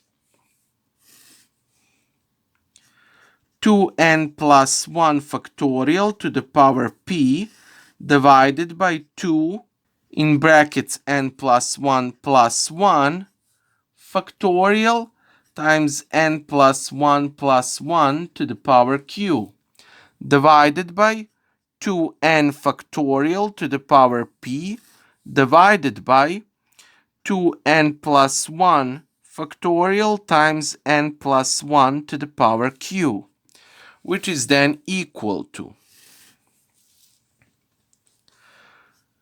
2n plus 2 factorial to the power p, 2n plus 1 factorial times n plus 1 to the power q, 2n plus 3 factorial times n plus 2 to the power q times 2n factorial to the power p. This is then equal to n plus 1 divided by n plus 2 to the power q times 2n plus 2 to the power p, 2n plus 1 to the power p, 2n factorial to the power p times 2n plus 1 factorial, divided by 2n factorial to the power p times 2n plus 3, 2n plus 2 times 2n plus 1 factorial. Now these are going to cancel out, and these are going to cancel out, and we are left with 2n plus 2 times 2n plus 1 to the power p divided by 2n plus 3, 2n plus 2 times n plus 1 divided by n plus 2 to the power q. Now d is equal to a limit superior when n approaches infinity of an absolute value of an plus 1 divided by an. And this is equal to a limit superior when n approaches infinity of 2n plus 2 times 2n plus 1 to the power p divided by 2n plus 3, 2n plus 2 times n plus 1 divided by n plus 2 to the power q. This is then equal to a limit superior when n approaches infinity of n squared 2 plus 2 divided by n, 2 plus 1 divided by n, and everything is going to the power p, divided by n squared 2 plus 3 divided by n, 2 plus 2 divided by n, times n 1 plus 1 divided by n over n 2 divided by n plus 1 to the power q. Now this is equal to a limit superior when n approaches infinity, n to the power 2p minus 2 times 2 plus 2 divided by n, 2 plus 1 divided by n, and these brackets are going to the power p, divided by 2 plus 3 divided by n, 2 plus 2 divided by n, times, these n's are going to cancel out, 1 plus 1 divided by n divided by 1 plus 2 divided by n, and this is going to the power q. Now when we let the limit approach infinity with n approaches infinity, so these approach 0, this also approaches 0, and this goes to 0. Now we have the following cases. The first case is when d is smaller than 1, and that happens if and only if 2p minus 2, which is this part right here, is smaller than 0. And that is equivalent to 2p being smaller than 0, which happens if and only if p is smaller than 1. Now, based on the D'Alembert's test of convergency, the series that we are given converges for p is smaller than 1. Then in the second case, d is larger than 1, and that happens if and only if 2p minus 2 is larger than 0, which happens if and only if 2p is larger than 2, which is equivalent to p being larger than 1. Now, based on the D'Alembert's convergency test, the series diverges for p is larger than 1. And the third case happens if d is equal to 1, and that is equivalent to p being equal to 1.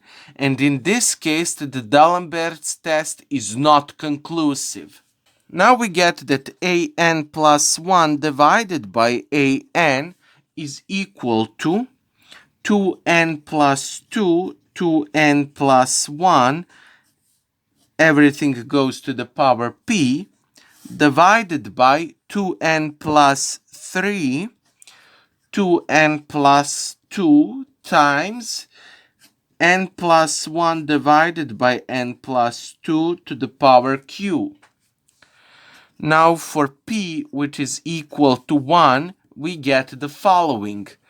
an plus 1 divided by an is equal to 2n plus 2, 2n plus 1 divided by 2n plus 3, 2n plus 2 times n plus 1 divided by n plus 2 to the power q, which is then equal to, these two are going to cancel out, and we are left with 2n plus 1 divided by 2n plus 3 times n plus 1 divided by n plus 2 to the power q.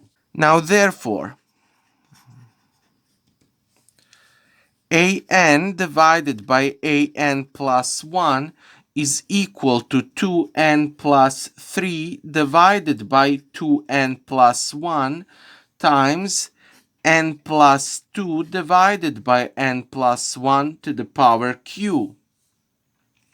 That is equal to 2n plus 1 plus 2 divided by 2n plus 1 times n plus 1 plus 1 divided by n plus 1 to the power q, which is then equal to 1 plus 2 divided by 2n plus 1 times 1 plus 1 divided by n plus 1 to the power q.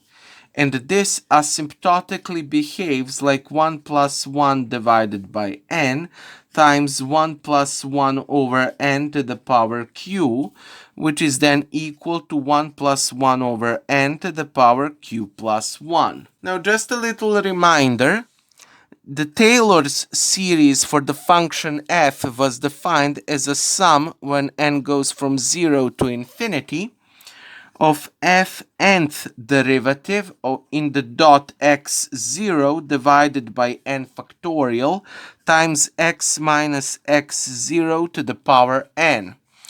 Maclaurin's series for a function f was defined as a sum from n is equal 0 to infinity.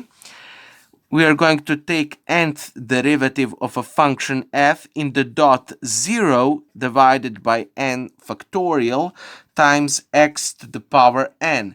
Basically, for Maclaurin's series, x0 is equal 0. Now f of x is equal to 1 plus x to the power alpha. F first derivative of x is equal to alpha times 1 plus x to the power alpha minus 1. Now the second derivative of x of this function is equal to alpha times alpha minus 1 times 1 plus x to the power alpha minus 2, and so on. Basically, in the first case, we get that f zeroth derivative in the 0 is equal to 1. We get that f, the first derivative in 0, is equal to alpha. We get that f, the second derivative in 0, is equal to alpha times alpha minus 1. Basically, f of x can be written as 1 divided by 0 factorial times 1 plus alpha divided by 1 factorial times x to the power 1 plus alpha alpha minus 1 divided by 2 factorial x to the power 2 and the small asymptotic o of x squared. Now we have 1 plus 1 divided by n to the power q plus 1 in our problem. Then this is equal to 1 plus q plus 1 divided by 1 factorial, 1 divided by n to the power 1, plus q plus 1 times q plus 1 minus 1 divided by 2 factorial, 1 divided by n squared, plus a little asymptotic o of 1 divided by n squared. Well, this means that an divided by an plus 1 is equal to 1 plus 1 divided by n to the power q plus 1, which is then equal to 1 plus q plus 1 divided by n, plus a little asymptotic o of 1 divided by n. Now we have in Gauss's criteria that an divided by an plus 1 is equal to lambda plus me divided by n plus little asymptotic o of 1 divided by n. And when we combine these two lines, we get that lambda is equal to 1 and me is equal to q plus 1. Now in the first case, for lambda is equal to 1 and me is larger than 1, we get that q plus 1 is larger than 1, which means that q is larger than 0. Now, based on the Gauss's convergence test, we see that the series converges. Now, the second case is lambda is equal to 1 and me is smaller or equal to 1, which means that q plus 1 is smaller or equal to 1, and that makes q being smaller or equal to 0. And based on the Gauss's convergence test, for this case, we see that the series diverges. Okay, let's now talk about alternating series. When dealing with alternating series, we are going to use 3 criteria. Those are Leibnitz Test, Abel's Test, and Dirichlet Test.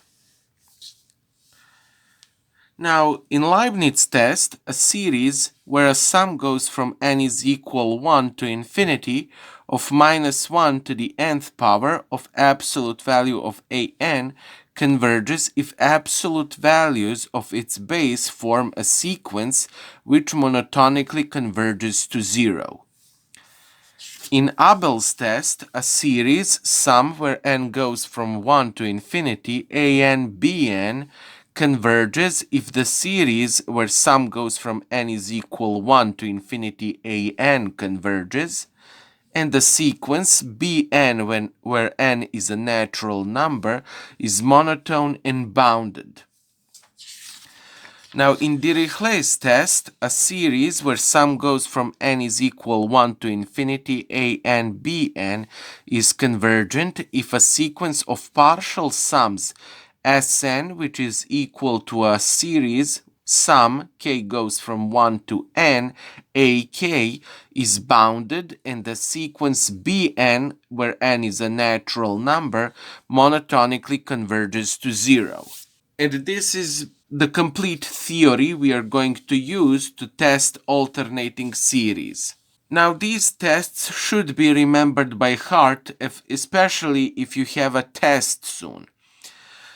They are pretty easy to remember. Basically, what you need to remember is 3 names: Leibniz, Abel, and Dirichlet. In Leibniz test, we have the series, this right here, and the operating part of this series is a sequence which monotonically converges to 0. Now, in Abel's test, we have a sequence which is monotone and bounded.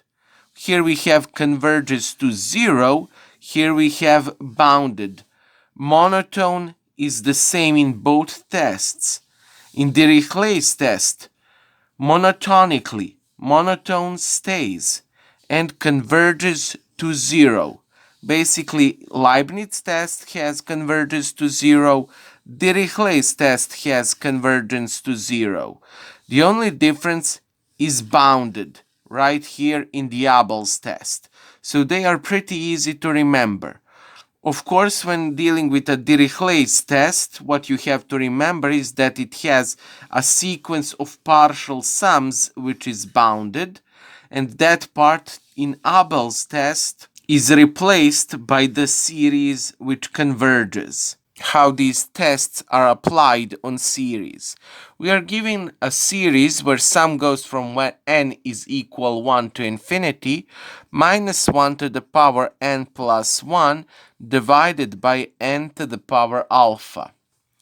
The base of this series an is equal to minus 1 to the power n plus 1 divided by n to the power alpha.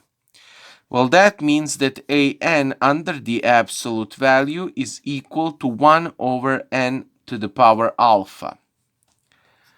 For alpha, which is larger than 1, the series sum where n goes from 1 to infinity, 1 divided by n to the power alpha, converges.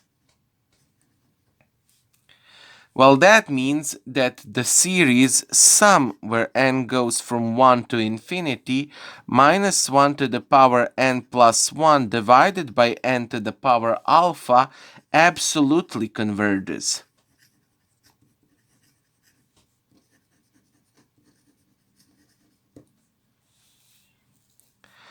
Now for alpha, which is between 0 and 1, it can be equal to 1. We have the following. An under the absolute value is equal to 1 divided by n to the power alpha, and when n approaches infinity, we see that this approaches 0. Well, that means that an, which is equal to 1 divided by n to the power alpha, behaves in the following manner. N is smaller than n plus 1, which means that n to the power alpha is smaller than n plus 1 to the power alpha. Remember, alpha is larger than 0 and smaller or equal to 1. And that means that 1 divided by n to the power alpha is larger than 1 divided by n plus 1 to the power alpha. Well, that means that an under the absolute value is larger than an plus 1 under the absolute value. So the sequence an, where n is from the set of natural numbers, is a sequence which is monotonous and it converges to 0. Now we can use Leibniz criteria, and based on the Leibniz test, we see that the series where sum goes from n is equal 1 to infinity, minus 1 to the power n plus 1 divided by n to the power alpha is convergent. Now for alpha, which is smaller or equal to 0, we have that an is equal to negative 1 to the power n plus 1 divided by n to the power alpha, and we see that when n approaches infinity, this does not approach to 0. Well, that means that the series where sum goes from n is equal 1 to infinity, minus 1 to the power n plus 1 divided by n to the power alpha diverges. Now the next example that we are going to look at is a series where sum goes from 1 to infinity, minus 1 to the power n divided by n times n plus 1. Now the first method is the following. We see that an is equal to negative 1 to the power n divided by n times n plus 1. We can write this as minus 1 to the power n divided by n squared plus n, which asymptotically behaves like minus 1 to the power n divided by n squared. Now we know that the series where sum goes from n is equal 1 to infinity, 1 divided by n squared, is convergent. Well, that means that sum where n goes from 1 to infinity minus 1 to the power n divided by n squared is absolutely convergent.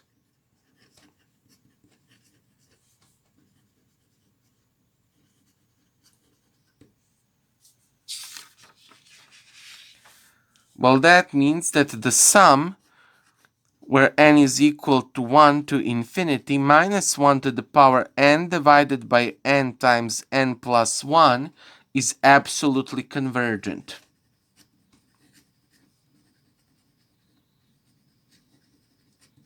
Now the second method we can use is as follows. We are going to look at the series sum where n goes from 1 to infinity minus 1 to the power n divided by n times n plus 1. The base of this series is an, which is equal to minus 1 to the power n and n plus 1. An under the absolute value is equal to 1 divided by n plus 1, and when n approaches infinity, this is going to approach 0. Now we know that n times n plus 1 is smaller than n plus 1 times n plus 2, and that means that 1 divided by n plus 1 is larger than 1 divided by n plus 1 n plus 2. Well, that basically means that an under the absolute value is larger than an plus 1 under the absolute value. Well, these two conditions which we have obtained mean that we can use a Leibnitz test. Therefore, the Leibniz criteria for this series says that a series where n goes from 1 to infinity minus 1 to the power n divided by n times n plus 1 is convergent. Now the next series which we are going to look at is the sum where n goes from 2 to infinity minus 1 to the power n divided by ln of n. An, which is the base of this series, is equal to minus 1 to the power n divided by ln n. An under the absolute value is 1 divided by ln of n, and when we let n to approach infinity, this is going to approach 0. Now n is smaller than n plus 1, and that means that ln of n is smaller than ln of n plus 1, and that means that 1 divided by ln n is larger than 1 divided by ln of n plus 1. Now that means that an under the absolute value is larger than an plus 1 under the absolute value. Using the Leibniz criteria, now we see that the sum where n goes from 2 to infinity of negative 1 to the power n divided by ln n is convergent. Now we can also observe the following. A series where sum goes from 2 to infinity of absolute values of minus 1 to the power n divided by ln n is equal to a sum where n goes from 2 to infinity 1 divided by ln n, and this is larger than the series where n goes from 2 to infinity 1 divided by n. Now, why this is the case? For every natural number n which is larger or equal to 2, ln of n is smaller than n. That means that 1 divided by ln n has to be larger than 1 divided by n. Now, we know that this series right here is divergent. And using the criteria, we see now that the sum where n goes from 2 to infinity of absolute value minus 1 to the power n divided by ln n has to be divergent.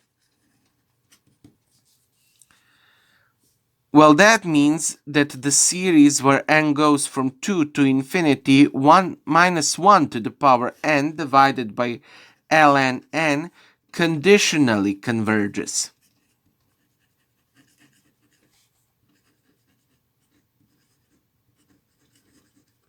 Basically, we are using the next definition. When a series where sum goes from n is equal 1 to infinity an converges, and a series where sum goes from n is equal 1 to infinity of absolute value of an diverges, we say that the series where sum goes from n is equal 1 to infinity, an conditionally converges.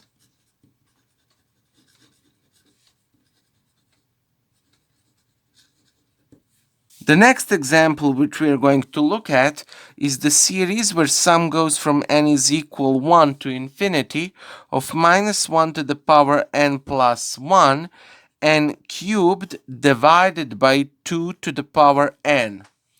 Now we see that the basis an is equal to negative 1 to the power n plus 1 times n cubed divided by 2 to the power n. An under the absolute value is equal to n cubed divided by 2 to the power n, and when we let n approach infinity, this is going to approach 0. Basically, we are using that famous limit when n to the power p divided by a to the power n converges to 0 when n approaches infinity, but only in the case where this constant a is larger than 1. This is a famous limit. Now, we are going to observe the function f of x, which is equal to x cubed divided by 2 to the power x. Now, the first derivative of the function f is equal to 3x squared times 2 to the power x minus x cubed times 2 to the power x times ln of 2 divided by 2 to the power x squared. This is then equal to 2 to the power x times x squared in brackets 3 minus x ln of 2 divided by 2 to the power x squared. Now we see that we get x squared times 3 minus x ln of 2 divided by 2 to the power x. Now, first derivative of function f is equal to 0 if and only if x squared times 3 minus x ln of 2 is equal to 0, and that is equivalent to x is equal 0 or 3 minus x ln of 2 is equal to 0. That means that x ln of 2 is equal to 3, and that makes x to be equal to 3 divided by ln of 2. Now, for every x which is a real number, we see that x squared is larger or equal to 0. We also know that for every x which is a real number, 2 to the power x is always larger than 0. So, the first derivative of a function f can be smaller than 0 if and only if 3 minus x ln of 2 is smaller than 0. And that happens if and only if 3 is smaller than x ln of 2, which happens if and only if 3 divided by ln 2 is smaller than x. Therefore, for x, which is larger than 3 divided by ln 2, the function f is monotonous and it is a descending function. Well, that basically means that an is convergent to 0 when n approaches infinity, and this also means that an under the absolute value is smaller than an plus 1 under the absolute value. So we can use a Leibniz criteria, and we get that the series where sum goes from n is equal 1 to infinity minus 1 to the power n plus 1 n cubed divided by 2 to the power n is convergent. Now, the next problem which we are going to solve says examine the convergency of the following series. Basically, we have a series where sum goes from n is equal 1 to infinity, n times a to the power n divided by n squared plus 1, where this constant a is a real number. Well, base of this series an is equal to n times a to the power n divided by n squared plus 1. A c, which is defined as a limit superior when n approaches infinity of an absolute value of an plus 1 divided by an. We're going to use this series. An plus 1 divided by an is equal to n plus 1 times a to the power n plus 1 divided by n plus 1 squared plus 1, n times a to the power n divided by n squared plus 1. This is then equal to n plus 1 times a to the power n plus 1 times n squared plus 1 divided by n squared plus 2n plus 2 times n times a to the power n, which is then equal to a times n plus 1 times n squared plus 1 divided by n cubed plus 2n squared plus 2n, which is then equal to a times n cubed plus n squared plus 1 divided by n cubed plus 2n squared plus 2n, which is then equal to a times n cubed. In the bracket we have 1 plus 1 divided by n squared plus 1 divided by n plus 1 divided by n cubed divided by n cubed, and in the bracket we have 1 plus 2 over n plus 2 over n squared. N cubed and n cubed are going to cancel out, and when we let n approach infinity, this is going to approach 0 as well as this, so we are left with a. Well, that means that the constant d, which is defined as a limit when n approaches infinity, a limit superior of an plus 1 divided by an, is equal to a under the absolute value. Now, in the first case, for d, which is smaller than 1, we have that a is smaller than 1 under the absolute value. That basically means that a belongs in an interval from a minus 1 to 1, open interval. Now, using the D'Alembert criteria, we see that the series where n goes from 1 to infinity, n times a to the power n divided by n squared plus 1 is convergent.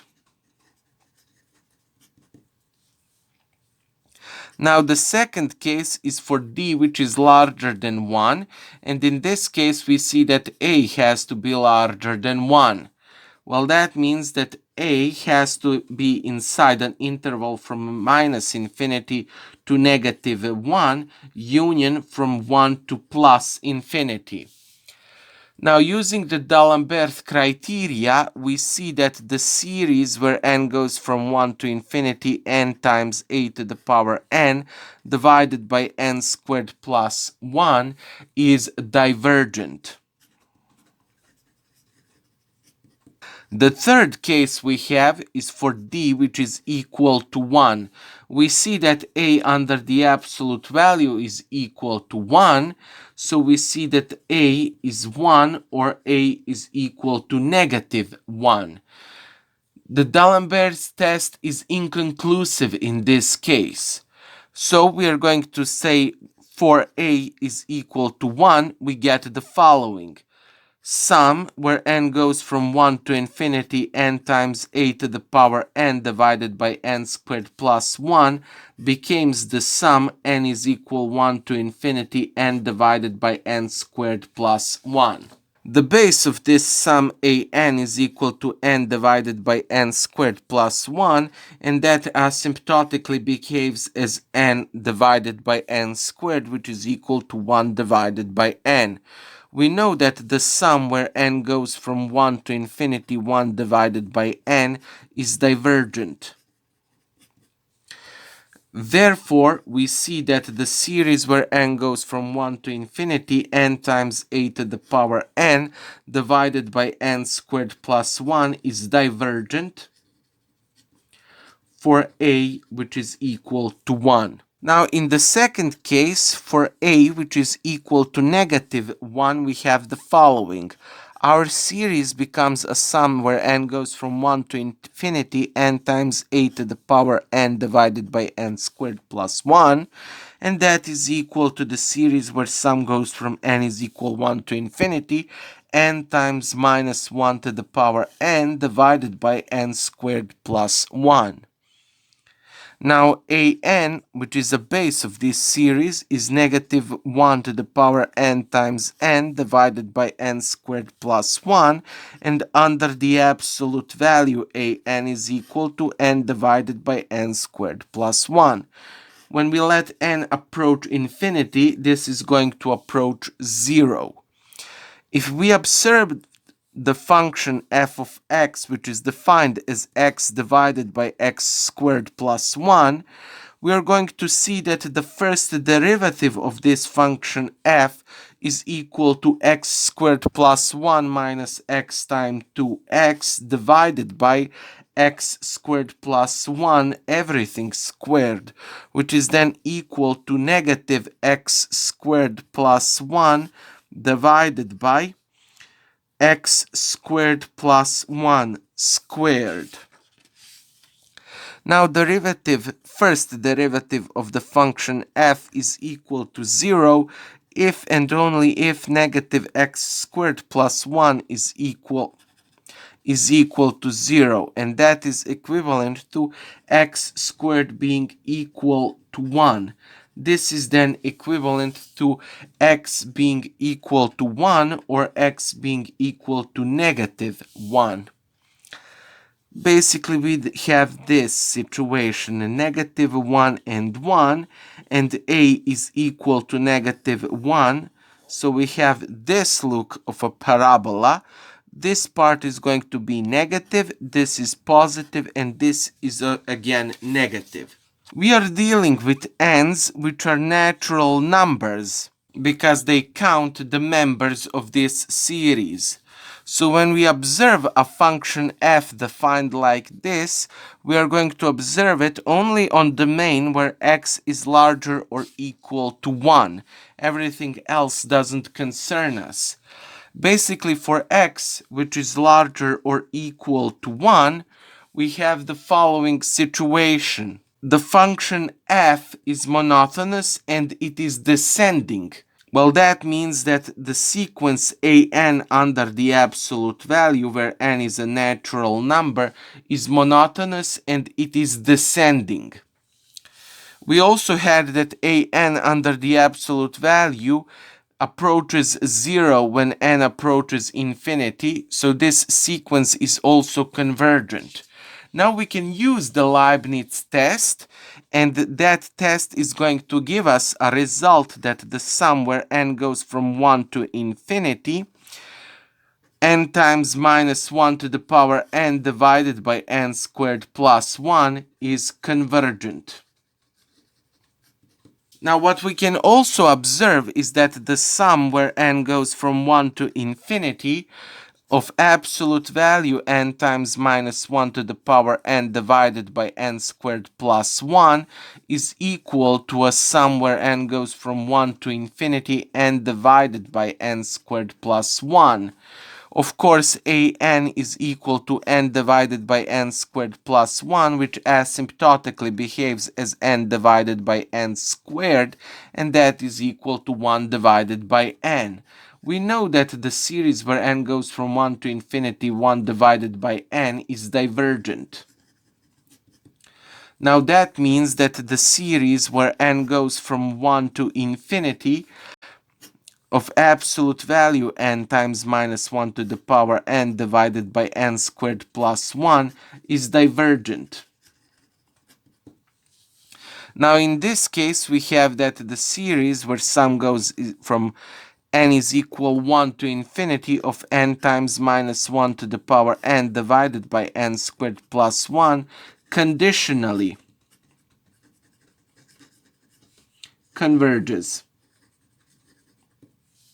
Okay, let's now do some examples to demonstrate how Abel's criteria works.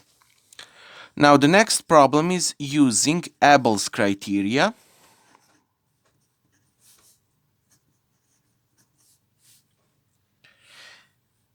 Examine the convergency of the following series.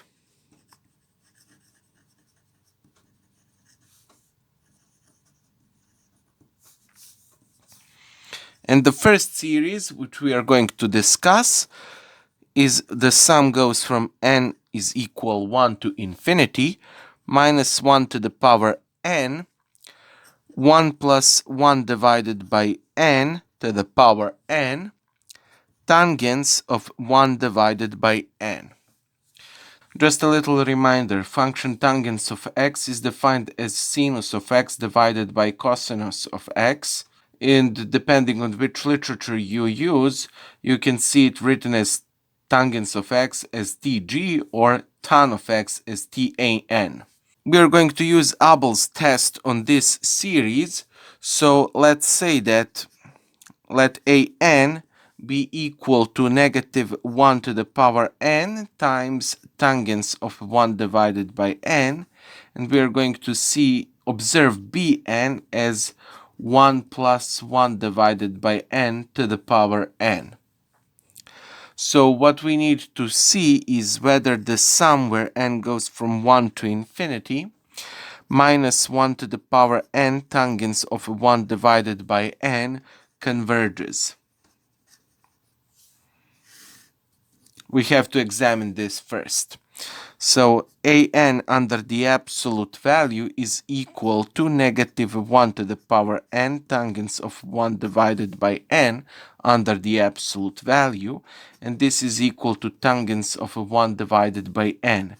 Now when n approaches infinity, this is going to approach 0. And we know that an plus 1 under the absolute value is smaller than an under the absolute value, because for n smaller than n plus 1, we have that 1 divided by n is larger than 1 divided by n plus 1. And that means that tangents of 1 divided by n is larger than tangents of 1 divided by n plus 1. Well, basically we have everything that we need for Leibniz's test, and using the Leibniz's test we can say that the sum where n goes from 1 to infinity of minus 1 to the power n tangents of 1 divided by n is convergent. Now for every natural number n, we see that bn is always positive, so it's larger than 0. It is defined as 1 plus 1 over n to the power n, and that is always smaller than Euler's constant E. That means that bn as a sequence is bounded. Now 1 plus 1 divided by n to the power n, when n approaches infinity, approaches E. bn is equal to 1 plus 1 divided by n to the power n, and that is smaller than 1 plus 1 divided by n plus 1 to the power n plus 1, which is equal to bn plus 1. And that means that our sequence bn, where n is a natural number, is monotonous,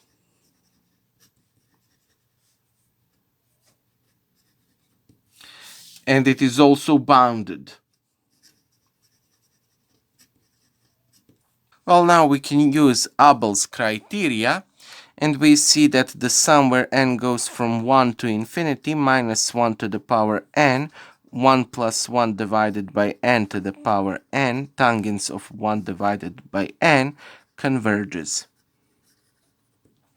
Now, the next example that we are going to look at is the series where sum goes from n is equal to infinity of minus 1 to the power n divided by ln of n times a square root of n divided by n plus a, where a is larger than 0. So let's say that an is equal to negative 1 to the power n divided by ln of n, and let's say that bn is a square root of n divided by n plus a. The first question we have to ask ourselves is whether the sum where n goes from 2 to infinity, an, which is equal to the sum n goes from 2 to infinity 1 minus 1 to the power n divided by ln n, converges.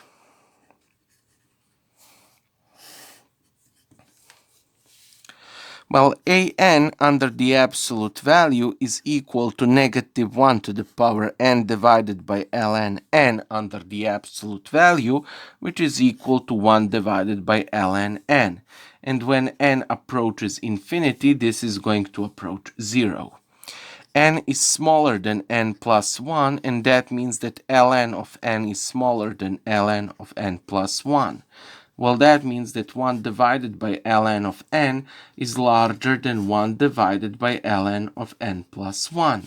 Well, that basically means that an under the absolute value is larger than an plus 1 under the absolute value. Using the Leibniz test, we see that the series where n goes from 2 to infinity, negative 1 to the power n divided by ln n, is convergent. Now bn is defined as a square root of n divided by n plus a. We know that n is a natural number, and we know that a is a constant strictly larger than 0. Our question is whether this is monotonous and bounded. So we are going to look at a function f of x, which is defined as a square root of x divided by x plus a, where this x has to be larger or equal to 1. The first derivative of a function f is equal to 1 divided by 2 square root of x times x plus a minus a square root of x divided by x plus a squared. This is then equal to x plus a minus 2x divided by 2 square root of x, x plus a squared. And then this is equal to minus x plus a divided by 2 square root of x, x plus a squared. The first derivative of x is equal to 0 if and only if minus x plus a is equal to 0, and that happens if and only if x is equal to a. Basically, we have a line of real numbers. We have a at this spot. Before that, we have positive values, and after that, we have negative values. Well, that means that for x, which is larger than a, the function f prime of x, which is the first derivative of x, is smaller than 0. Well, that basically means that for every natural number n, bn has to be larger than 0.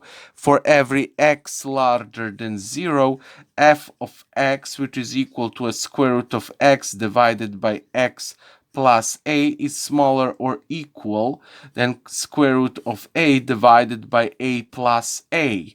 That is equal to a square root of a divided by 2a, and this is equal to 1 divided by 2 square roots of a. Well, that means that for every natural number n, bn has to be smaller or equal to 1 divided by 2 square roots of a. Well, that means that for every natural number n, Bn has to be larger than 0 and smaller or equal to 1 divided by 2 square roots of a. Well, that means that the sequence Bn, where n is a natural number, is bounded.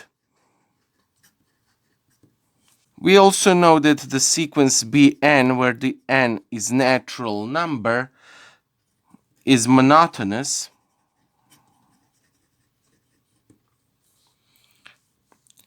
For n, which is larger than a, Bn, where n is a natural number, is decreasing.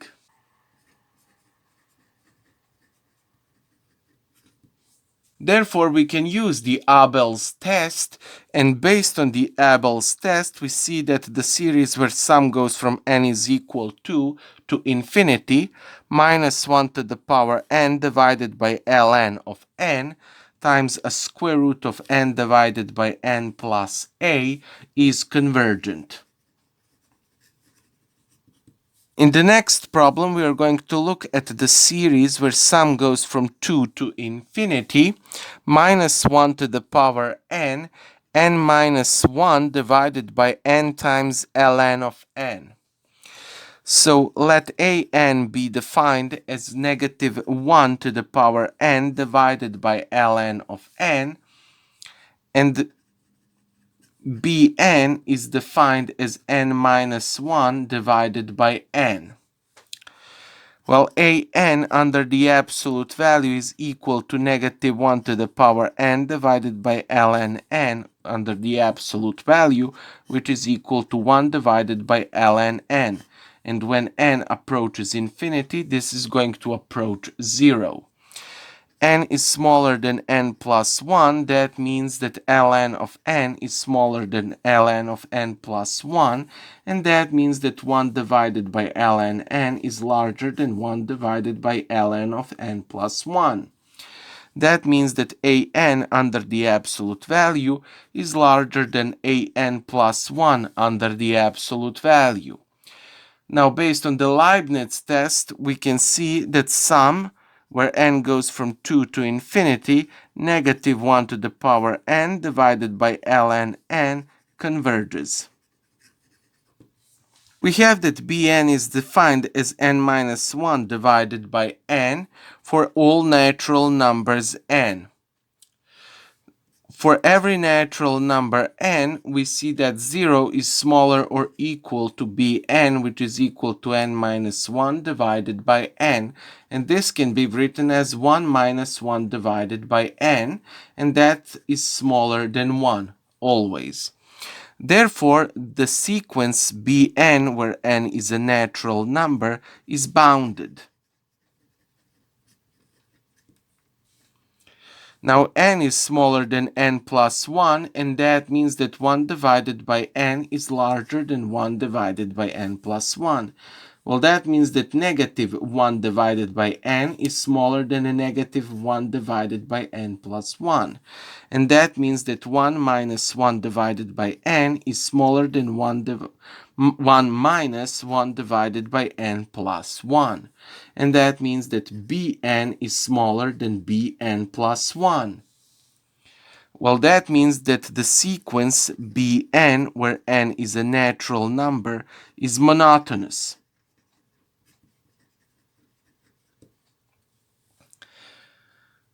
We can use the Abel's test now, and based on that test, the series where the sum goes from 2 to infinity, negative 1 to the power n divided by ln of n times n minus 1 divided by n converges. The next example we are going to look at is the series where sum goes from 1 to infinity of negative 1 to the n plus 1 power divided by n to the power 1 minus 1 divided by n. Now this can be written as a sum where n goes from 1 to infinity minus 1 to the power n plus 1 times an nth root of n divided by n. We are now going to look at an an, which is defined as negative 1 to the power n plus 1 divided by n, and bn, which is defined as an nth root of n. The sum where n is going from 1 to infinity of an is then equal to a sum where n goes from 1 to infinity, negative 1 to the power n plus 1 divided by n. An under the absolute value is equal to negative 1 to the n plus 1 power divided by n under the absolute value, and that is equal to 1 divided by n. When n approaches infinity, this is going to approach 0. N is smaller than n plus 1, and that means that 1 divided by n has to be larger than 1 divided by n plus 1.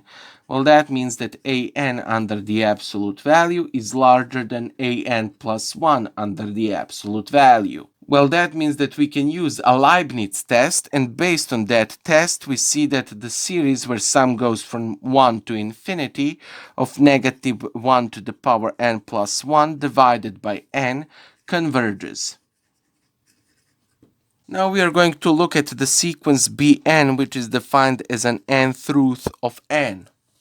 We are going to look at a function f of x, which is defined as an x root of x, and x has to be larger or equal to 1. Basically, f of x is equal to x to the power 1 over x, and when we take ln on both sides, we can do the following. We can say that ln of f of x is equal to 1 divided by x times ln of x. And now the first derivative of this becomes 1 divided by f of x times f first derivative of x, which is then equal to negative 1 over x squared times ln of x plus 1 over x times 1 over x. This is equal to 1 minus ln of x divided by x squared. Basically, the first derivative of a function f is then equal to 1 minus ln of x divided by x squared times f of x, which is an xth root of x, where x is larger or equal to 1. Now the first derivative of x is equal to 0 if and only if 1 minus ln of x is equal to 0, if and only if ln of x is equal to 0, and that happens if and only if x is equal to e. Basically, we have a real line for f prime, and e. Everything before e is going to give us positive values and negative values after e. So the function f of this interval behaves as follows. It ascends at this position and it decreases at this position. Well, that means that for every natural number n which is larger or equal to 3, this is approximately 2.7, Bn has to be larger than Bn plus 1. That means that our sequence Bn, where n is a natural number, is monotonous. It is also decreasing. Now we see that for every x which belongs in an interval from 1 to plus infinity, f of x has to be smaller or equal to f in the point e, which is equal to an e root of e. Now for every x which belongs in an interval from 1 to plus infinity, we see that f of x is equal to x root of x. That has to be larger than 0. Well, that means that 0 has to be smaller than f of x, and that has to be smaller or equal to e root of e.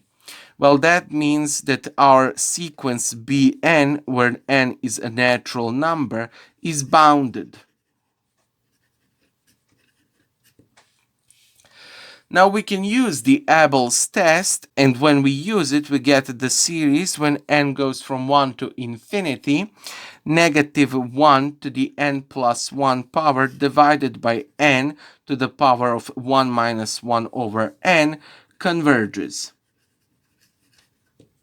The next example we are going to look at is the series where n goes from 2 to infinity. Cosine of n cubed p divided by n squared plus 1 divided by ln squared of n.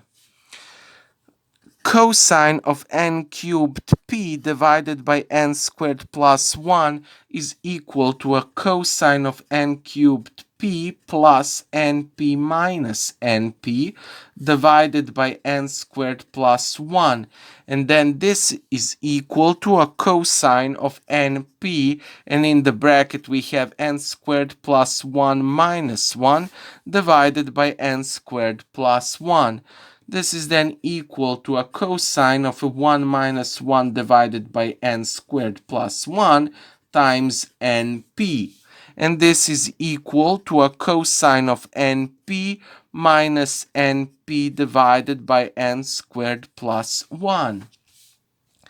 This is then equal to a cosine of np times cosine of np divided by n squared plus 1 plus a sinus of np times a sinus of np divided by n squared plus 1.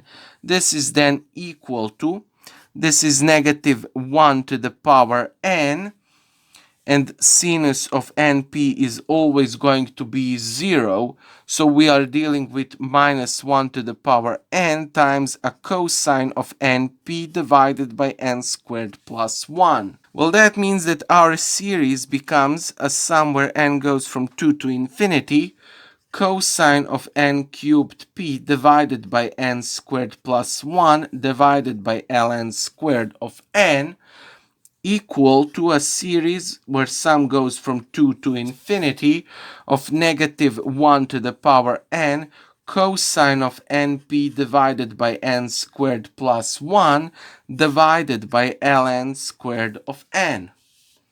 We are going to say that an is equal to a negative 1 to the power n divided by ln squared of n, and we are going to say that bn is equal to a cosine of np divided by n squared plus 1. Let's see what happens with a series where n goes from 2 to infinity minus 1 to the power n divided by ln squared of n. An under the absolute value is equal to a negative 1 to the power n divided by ln squared of n, which is equal to 1 divided by ln squared of n. And when n approaches infinity, this is going to approach 0. N is smaller than n plus 1, and that means that ln of n is smaller than ln of n plus 1. That also means that ln squared of n is smaller than ln squared of n plus 1, and that means that 1 divided by ln squared of n has to be larger than 1 divided by ln squared of n plus 1. And that means that an under the absolute value is larger than an plus 1 under the absolute value. We can now use the Leibnitz test, and based on that test, we see that the series where sum goes from 2 to infinity minus 1 to the power n divided by ln squared of n converges. Now let's see what happens with the sequence Bn, which is defined as a cosine of np divided by n squared plus 1, and n is a natural number larger or equal to 0. For every natural number n, we know that minus 1 has to be smaller or equal to a cosine of np divided by n squared plus 1, and that has to be smaller or equal to 1. Well, that means for every natural number n, that minus 1 is smaller or equal to Bn, which is smaller or equal to 1, and that makes our sequence Bn, n is n, bounded. We are going to look at a function f of x, which is defined as an xp divided by x squared plus 1. The first derivative of the function f is now equal to a p times x squared plus 1 minus xp times 2x divided by x squared plus 1 squared. This is then equal to a px squared plus p minus 2px squared divided by x squared plus 1 squared. This is then equal to a negative px squared plus p divided by x squared plus 1 squared. This is then equal to p times 1 minus x squared divided by x squared plus 1 squared. The first derivative of function f is equal to 0 if and only if 1 minus x squared is equal to 0, if and only if x squared is equal to 1, and that happens only and only when x is equal to 1 or x is equal to negative 1. On the real line, we have numbers minus 1 and 1, and because we are dealing with a polynomial 1 minus x squared, minus x squared is going to give it this shape. This is going to be a negative part, this is going to be positive, and this is going to be negative. Now, for x, which is larger or equal to 1, we have the case that f prime of x, the first derivative of function f, is smaller than 0. That means that function f is decreasing.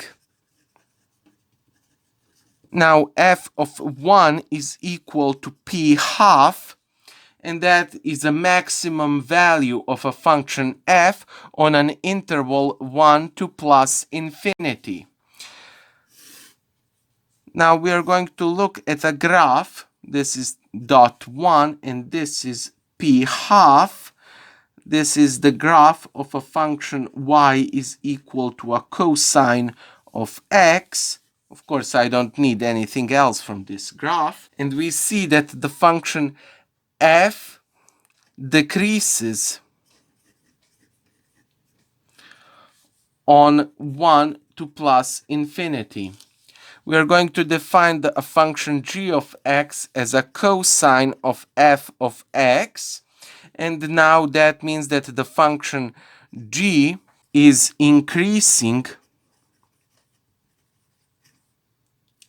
on 1 to plus infinity. Well, that means that the sequence Bn, which is defined as a cosine of np divided by n squared plus 1, where n is a natural number, is monotonous. It is increasing. It is also bounded. Now we can use the Abel's test, and based on the Abel's test, a series where sum goes from n is equal to infinity, minus 1 to the power n cosine of np divided by n squared plus 1 divided by ln squared of n is convergent.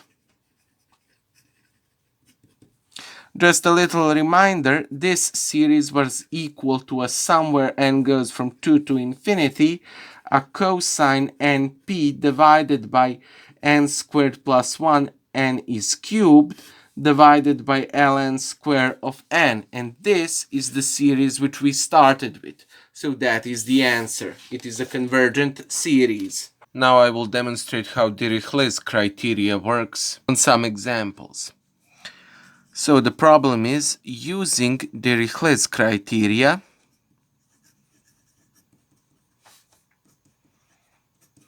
examine the convergency of the following series. The first series we are going to look at is the sum where n goes from 1 to infinity, minus 1 to the power n times n minus 1 divided by 2, everything divided by n. We're going to say that an is equal to negative 1 to the power of n minus 1 divided by 2, and we are going to say that bn is equal to 1 divided by n. Sn, the nth partial sum, then is sum where k goes from 1 to n ak, and that is equal to a sum where k goes from 1 to n minus 1 to the power n times n minus 1 divided by 2. So S1 in this case is equal to A1, and that is negative 1 to the power 1 times 1 minus 1 divided by 2, which is equal to 1. S2 is equal to A1 plus A2, and that is equal to 1 plus negative 1 to the power of 2, 1 plus 1 divided by 2, and that is equal to 1 minus 1, which is equal to 0. S3 is then equal to A1 plus A2 plus A3, and that is equal to 0 plus negative 1 to the power of 3 times 3 minus 1 divided by 2, and that is equal to a negative 1 to the power of 3, which is equal to negative 1. S4 is equal to A1 plus A2 plus A3 plus A4, and that is equal to negative 1 plus negative 1 to the power of 4, 4 minus 1 divided by 2, and that is equal to minus 1 plus minus 1 to the power 6, which is equal to negative 1 plus 1, which is equal to 0. And so on. So we finally see that for every natural number n, under the absolute value, nth partial sum has to be smaller or equal to 1. Well, that means that a sequence of nth partial sums when n is a natural number is bounded sequence. The sequence Bn is defined as 1 divided by n, and when we let n approach infinity, this is going to approach 0. Of course, n is smaller than n plus 1, and that means that 1 divided by n is larger than 1 divided by n plus 1. And that means that Bn is larger than Bn plus 1. Well, that means that a sequence Bn, where n is a natural number, this sequence is monotone,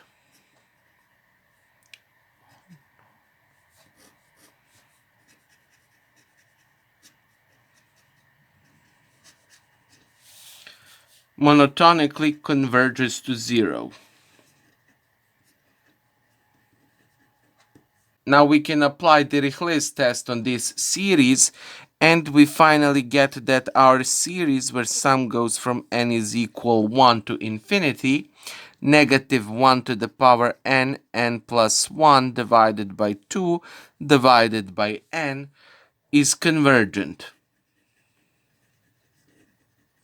The next example we are going to look at is the series where sum goes from 2 to infinity of ln to the power of 100 of n divided by n times a sinus function of np divided by 4. We are going to take that nan is equal to a sinus of np divided by 4, and we are going to take that bn is equal to ln to the power 100 of n divided by n. We have to show that a sequence of partial sums Sn, where sum goes from k is equal to 1 to n ak, which is then equal to sum k goes from 1 to n of sinus np divided by 4, is bounded.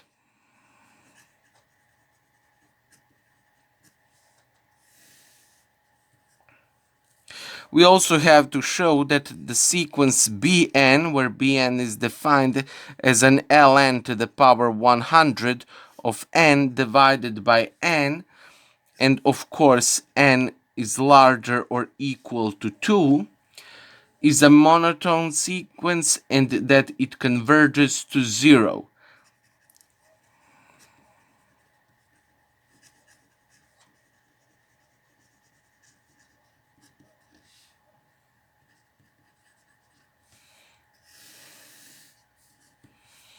Okay, let's start with the first problem. Sn is defined as a sum where k goes from 2 to infinity ak, and that is equal to a sum where k goes from 2 to n. This is n and not infinity. Sinus of kp divided by 4.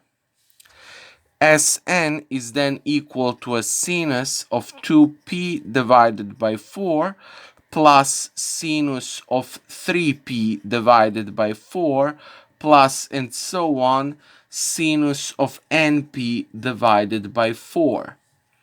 Well, if we say that Sn is equal to sinus alpha plus sinus of 2 alpha and so on plus sinus of n alpha, we can write this as 1 divided by 2 sinus of alpha half times 2 sinus of alpha half, and we are going to rewrite everything that is left. Sinus alpha plus sinus 2 alpha plus and so on sinus n alpha. Then we are going to use a little bit of trigonometry. We know that cosinus of alpha plus beta is equal to cosinus alpha cosinus beta minus sinus alpha sinus beta.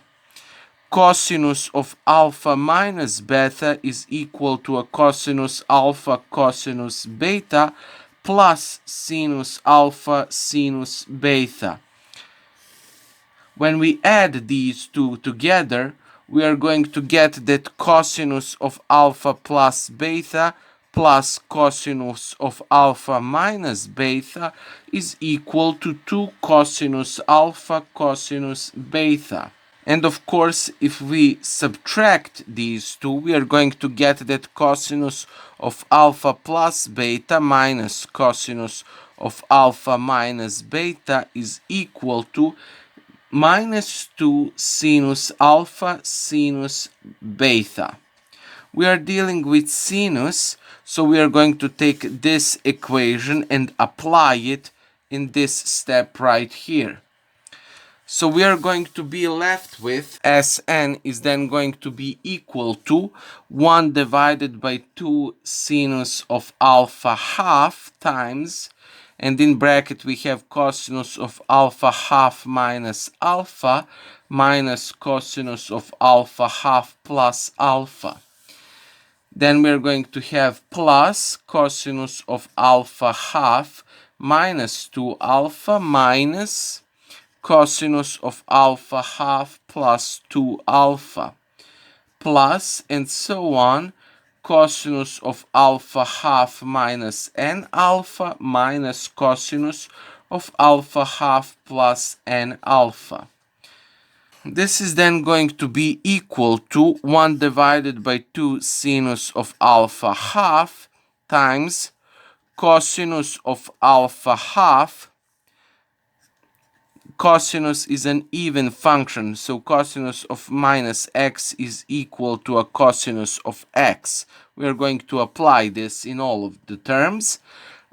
Minus cosinus of 3 alpha half plus cosinus 3 alpha half minus cosinus of 5 alpha half plus and so on cosinus of 2n minus 1 half alpha minus cosinus of 2n plus 1 half alpha. And then this is equal to. These are all going to cancel out. And we are going to be left with 1 divided by 2 sinus of alpha half cosinus alpha half minus cosinus of 2n plus 1 alpha half.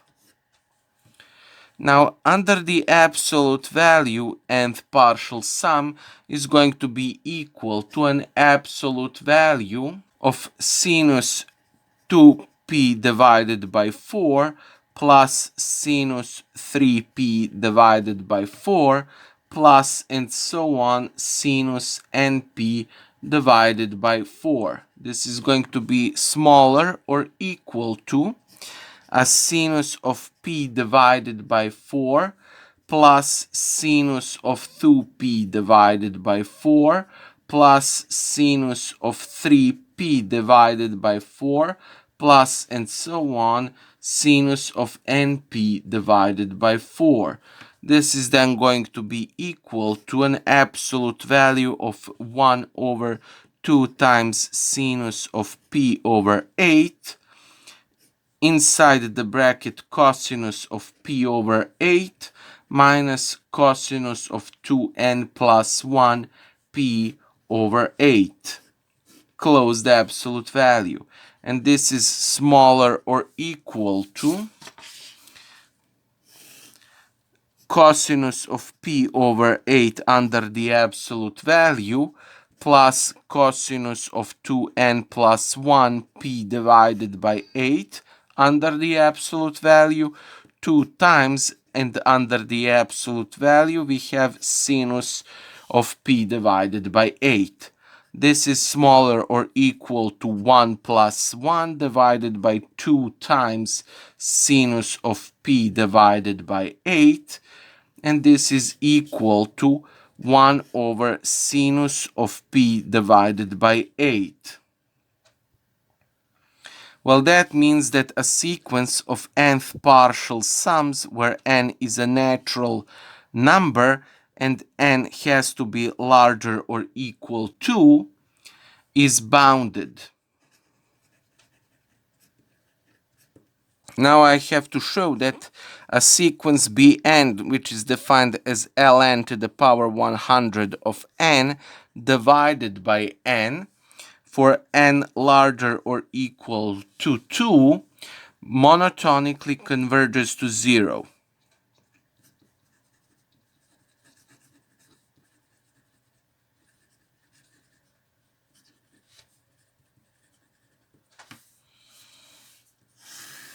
Okay, I have to prove this. Let's observe the function f of x, which is defined as ln to the power 100 of x divided by x. Of course, x is larger or equal to 2. The first derivative of the function f is equal to 100 times ln to the power 99 of x times 1 over x times x minus ln to the power 100 of x divided by x squared. This is then equal to ln to the power 99 of x divided by x squared, and we are left with 100 minus ln of x. The first derivative of function f is equal to 0 if and only if 100 minus ln x is equal to 0. And that happens if and only if ln of x is equal to 100. And that happens if and only if x is equal to e to the power 100. Of course, f prime of x is equal to 0 when 100 minus ln of x is equal to 0, or ln to the power 99 of x is equal to 0. That happens only and only when x is equal to 1, and we have that x has to be larger or equal to 0. So that case isn't going to provide us with anything useful. So we are going to look at a line of real numbers, and we are going to look at what happens with the sign of f prime. Basically, at the dot e to the power 100, before that dot, the function has positive values, and after it has negative values. Well, as first derivatives behaves in that manner, that means that the function before the e to the 100, before that number is rises, and after that number falls. Well, that means that for x, which is larger than e to the power 100, function f is monotonically decreasing function. Well, that means that for every natural number n which is larger than e to the 100 power, bn has to be larger than bn plus 1. And that means that the sequence bn, where n is a natural number, is monotonically decreasing sequence. Now, bn, which is defined as ln to the power 100 of n, divided by n, when n approaches infinity, approaches 0. Well, this means that we can apply Dirichlet's test on the series, and the Dirichlet's test is going to give us a result that the series where n is equal to 2 and all the way to infinity, ln to the power of 100 of n divided by n times a sinus of np divided by 4 converges. The next example we are going to look at is the series where sum goes from 1 to infinity of sinus n times sinus of n squared divided by n. Let's say that an is equal to sinus of n times sinus of n squared, and bn is defined as 1 over n.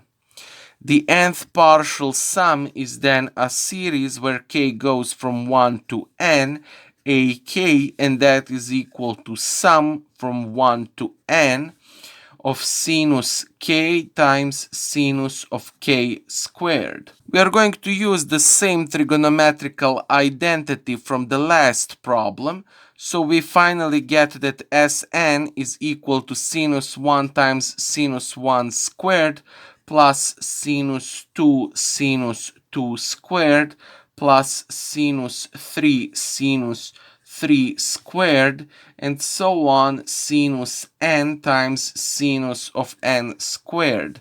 This is then equal to 1/2 of cosinus of 1 minus 1 squared minus cosinus of 1 plus 1 squared plus cosinus of 2 minus 2 squared minus cosinus of 2 plus 2 squared plus cosinus of 3 minus 3 squared minus cosinus of 3 plus 3 squared plus, and so on, cosinus of n minus n squared minus cosinus of n plus n squared.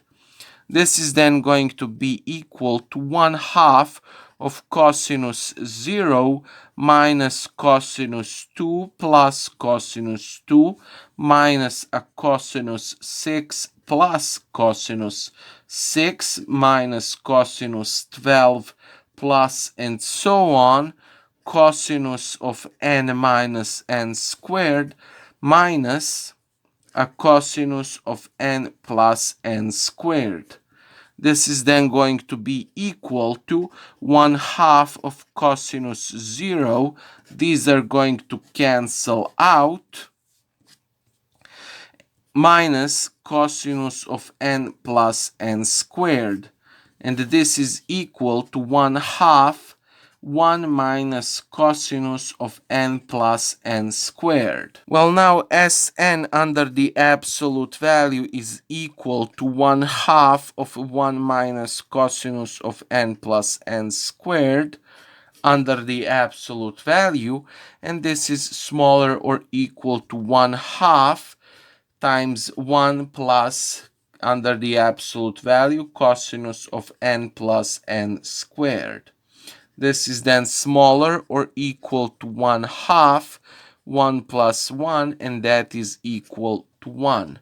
Therefore, the sequence of partial sums is bounded.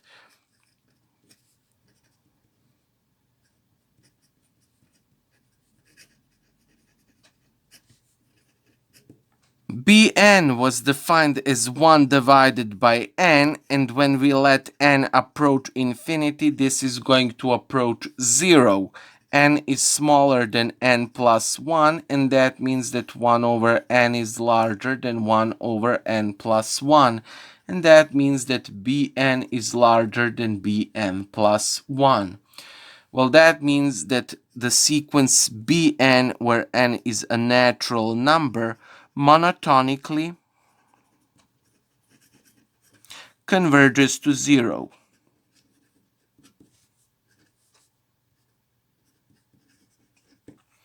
Well, that means that we can apply Dirichlet's test, and based on that test, we see that the series where sum goes from n is equal 1 to infinity of sinus n times sinus of n squared divided by n is convergent.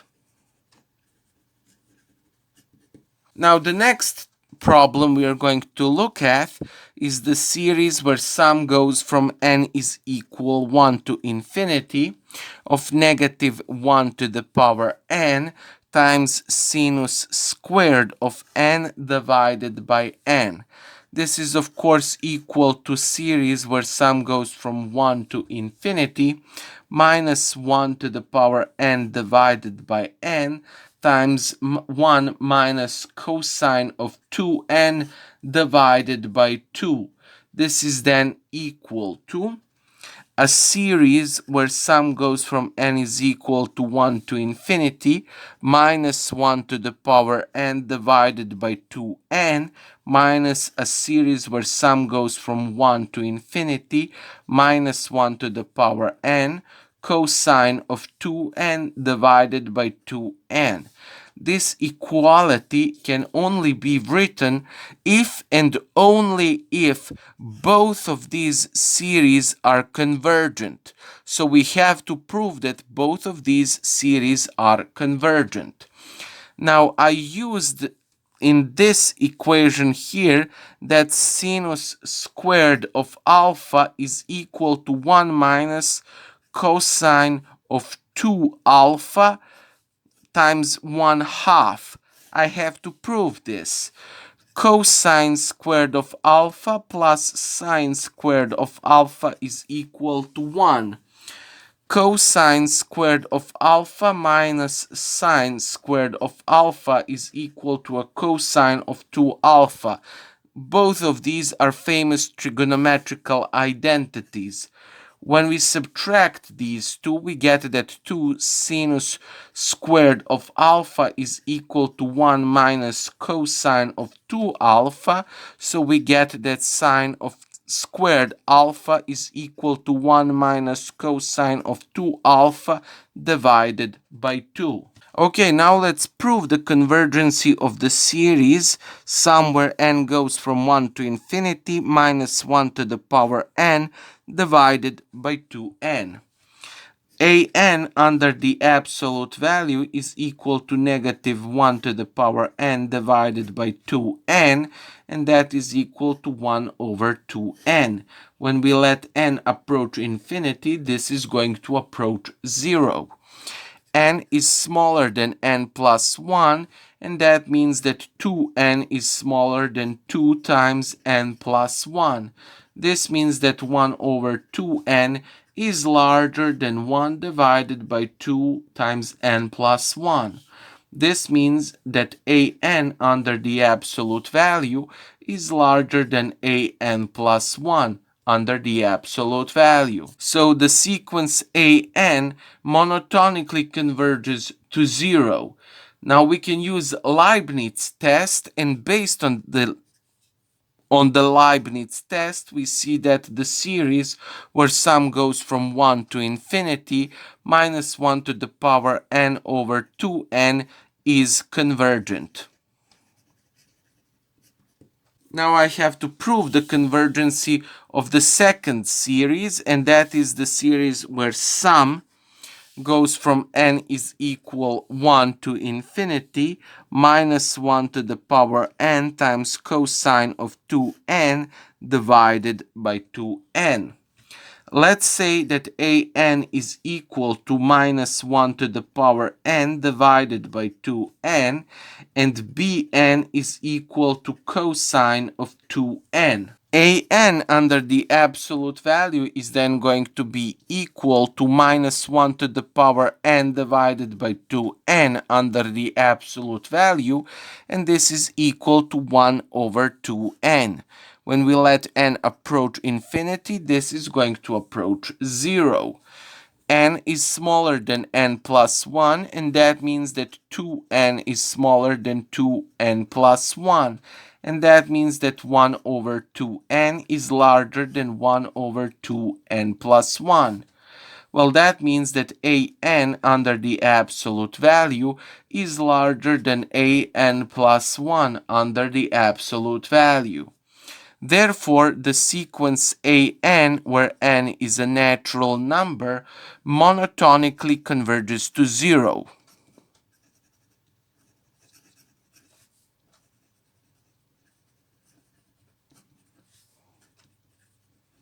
Now we have to show that a sequence of nth partial sums, which is defined as Sn is equal to a sum where k goes from 1 to n of cosine 2k, is bounded.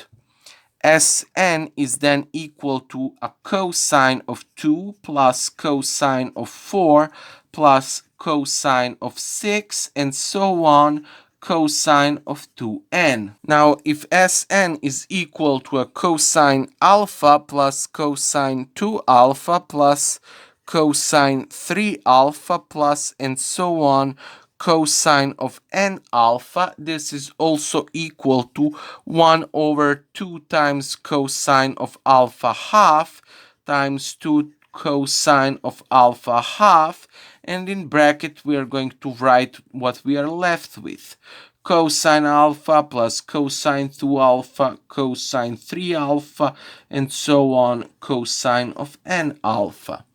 This is then going to be equal to 1 over 2 cosine of alpha half times cosine of alpha half plus alpha minus a cosine of alpha half minus alpha plus a cosine of alpha half plus 2 alpha minus a cosine of alpha half minus 2 alpha plus and so on, cosine of alpha half plus n alpha minus a cosine of alpha half minus n alpha. And this is then going to be equal to 1 over 2 cosine of alpha half cosine of 3 alpha half minus a cosine of alpha half plus a cosine of 5 alpha half minus a cosine of 3 alpha half plus a cosine of 7 alpha half minus a cosine of 5 alpha half plus and so on, cosine of 2n plus 1 alpha half minus a cosine of 2n minus 1 alpha half.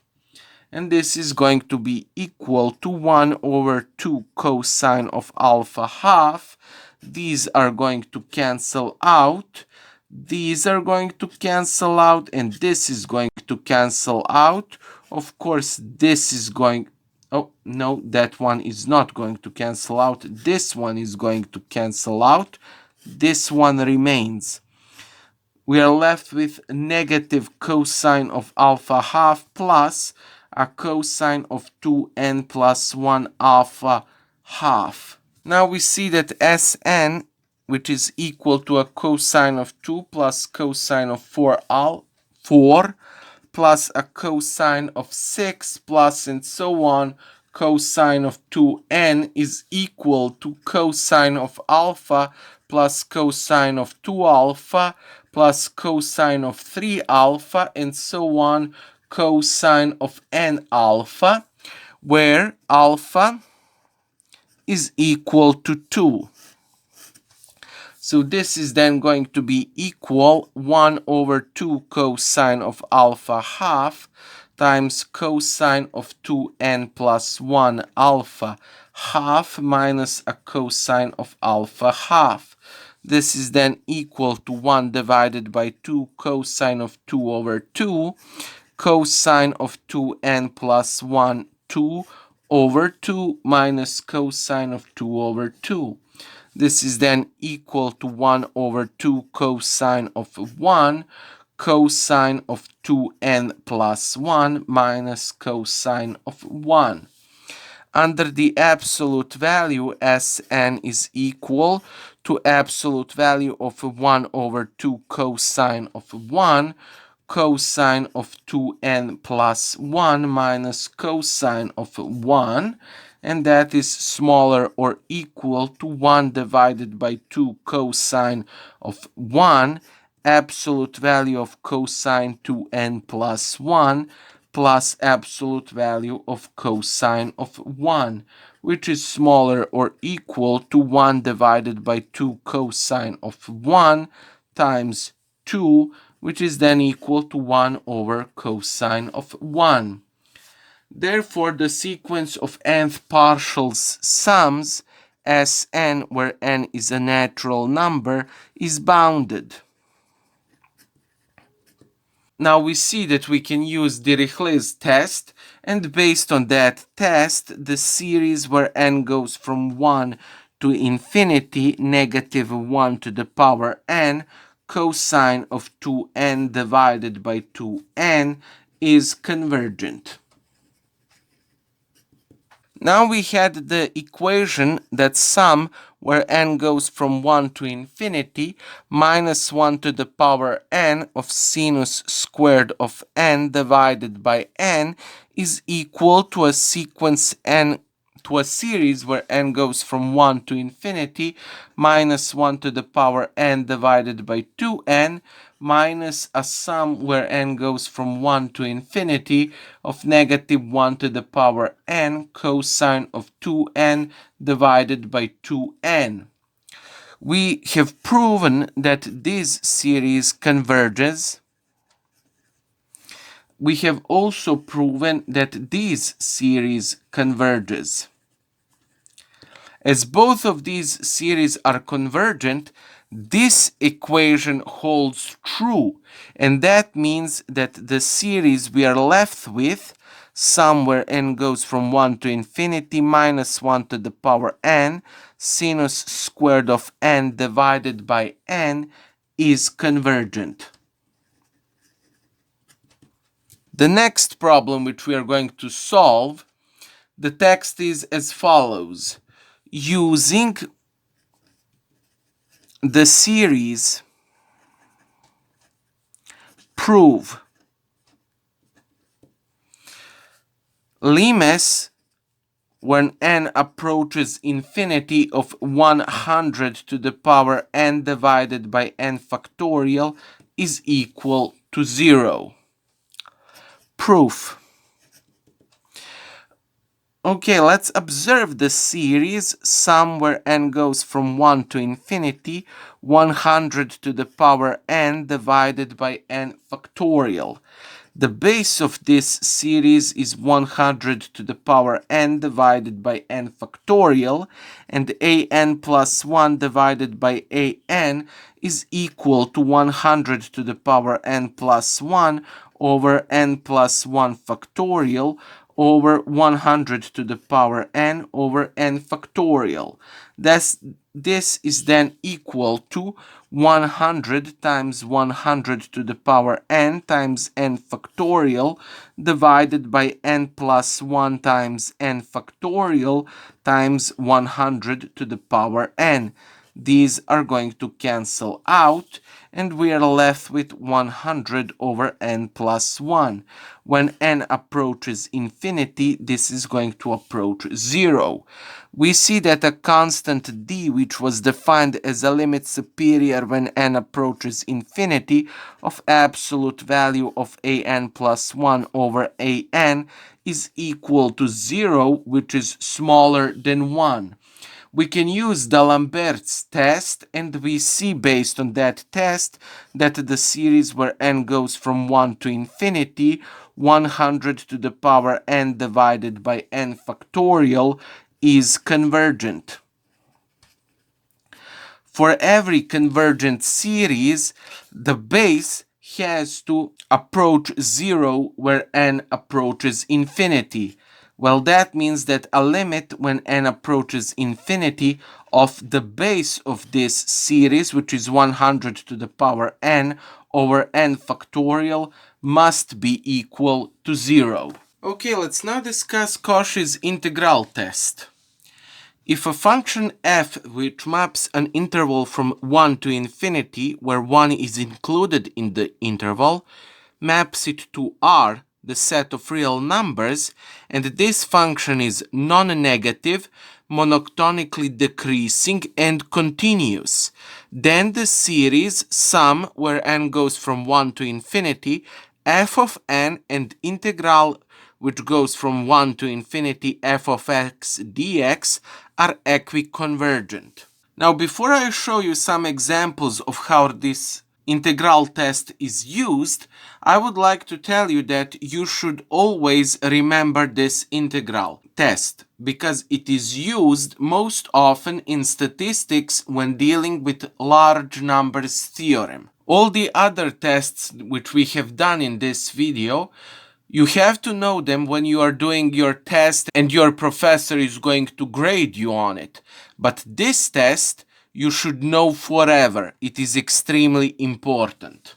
Now let's do some examples. Examining the convergency of the series sum where n goes from 1 to infinity of 1 over n to the power alpha, where alpha is strictly larger than 0. Okay, let f of x be a function 1 over x to the power alpha, where x is larger or equal to 1.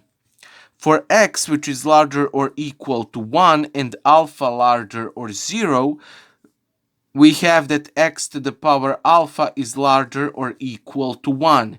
And that means that 1 over x to the power alpha is always larger than 0.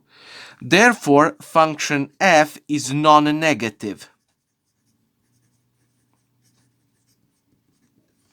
The first derivative of a function f is equal to 1 over x to the power alpha prime, and that is equal to x to the power minus alpha prime, and that is equal to negative alpha times x to the power of minus alpha minus 1. Since x is always larger or equal to 1, that means that x to the power minus alpha minus 1 is always larger than 0 for alpha which is larger than 0.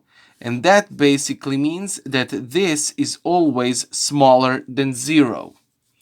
Therefore, for x which is larger or equal to 1, function f, which is defined as f of x is equal to 1 over x to the power alpha, is monotonically decreasing.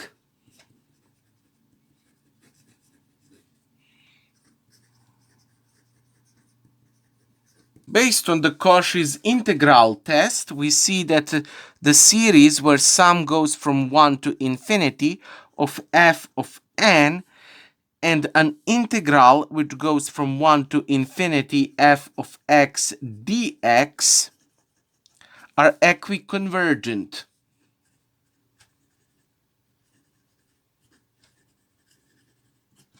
A series sum where n goes from 1 to infinity f of n is equal to the sum where n goes from 1 to infinity of 1 over n to the power alpha.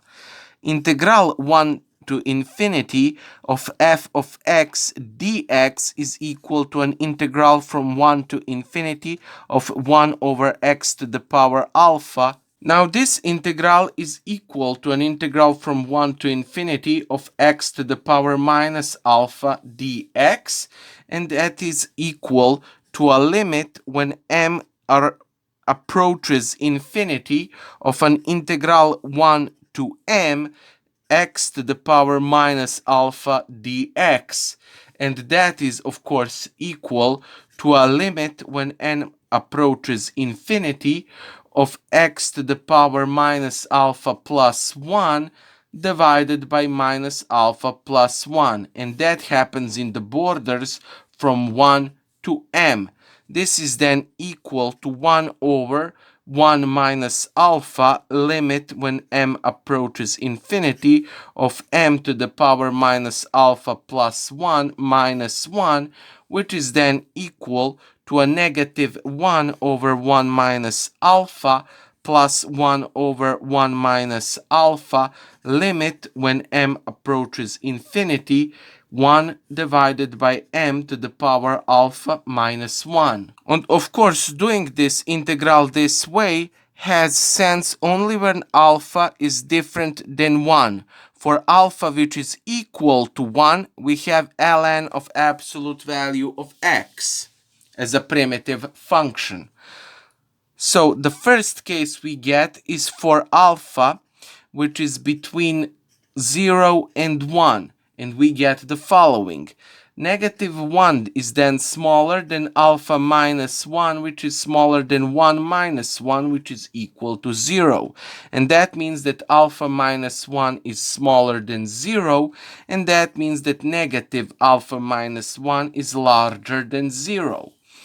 That means that limit when m approaches infinity of 1 over m to the power alpha minus 1 is equal to a limit when m approaches infinity of m to the power minus alpha plus 1. This is equal to infinity. That means that integral from 1 to infinity of 1 over x to the power alpha dx is equal to negative 1 over 1 minus alpha plus 1 over 1 minus alpha limit when m approaches infinity of 1 over m to the power alpha minus 1. And this is equal to infinity. Well, that basically means that integral from 1 to infinity 1 over x to the power x to the power alpha dx is divergent. Now that also means that for alpha, which is between 0 and 1, we get that the series sum where n goes from 1 to infinity, 1 over n to the power alpha, is divergent. In the second case, we have that alpha is equal 1. So let's see what happens. Integral from 1 to infinity of 1 over x to the power alpha dx is equal to 1 to infinity integral dx over x, and that is equal to a limit when m approaches infinity integral of 1 to m dx over x. This is then equal to a limit when m approaches infinity of ln under the absolute value is x, and that is in the borders between 1 and m. This is then equal to a limit when m approaches infinity of ln under the absolute value we have m minus ln under the absolute value we have 1. This is then equal to ln of 1 is 0, and that means that we are left with limits with when m approaches infinity of ln m, and this is equal to infinity. Well, that means that integral 1 to infinity 1 over x to the power alpha dx for alpha, which is equal to 1, is divergent. Well, that also means that the series, when sum goes from 1 to infinity 1 over n to the power alpha, for for alpha, which is equal to 1, is divergent. Now let's see what happens in the third case, and that is for alpha, which is strictly larger than 1. We have an integral from 1 to infinity dx over x to the power alpha, and that is equal to negative 1 over 1 minus alpha plus 1 over 1 minus alpha, limit when m approaches infinity of 1 over m to the power alpha minus 1. Well, this is then going to be equal to 0, and we are going to be left with negative 1 over 1 minus alpha. Alpha is larger than 1, and that means that alpha minus 1 is larger than 1 minus 1. And that, of course, means that alpha minus 1 is larger than 0. Therefore, the integral from 1 to infinity of 1 over x to the power alpha dx for alpha, which is strictly larger than 1, is convergent. Well, that means that the series sum when n goes from 1 to infinity of 1 over n to the power alpha is convergent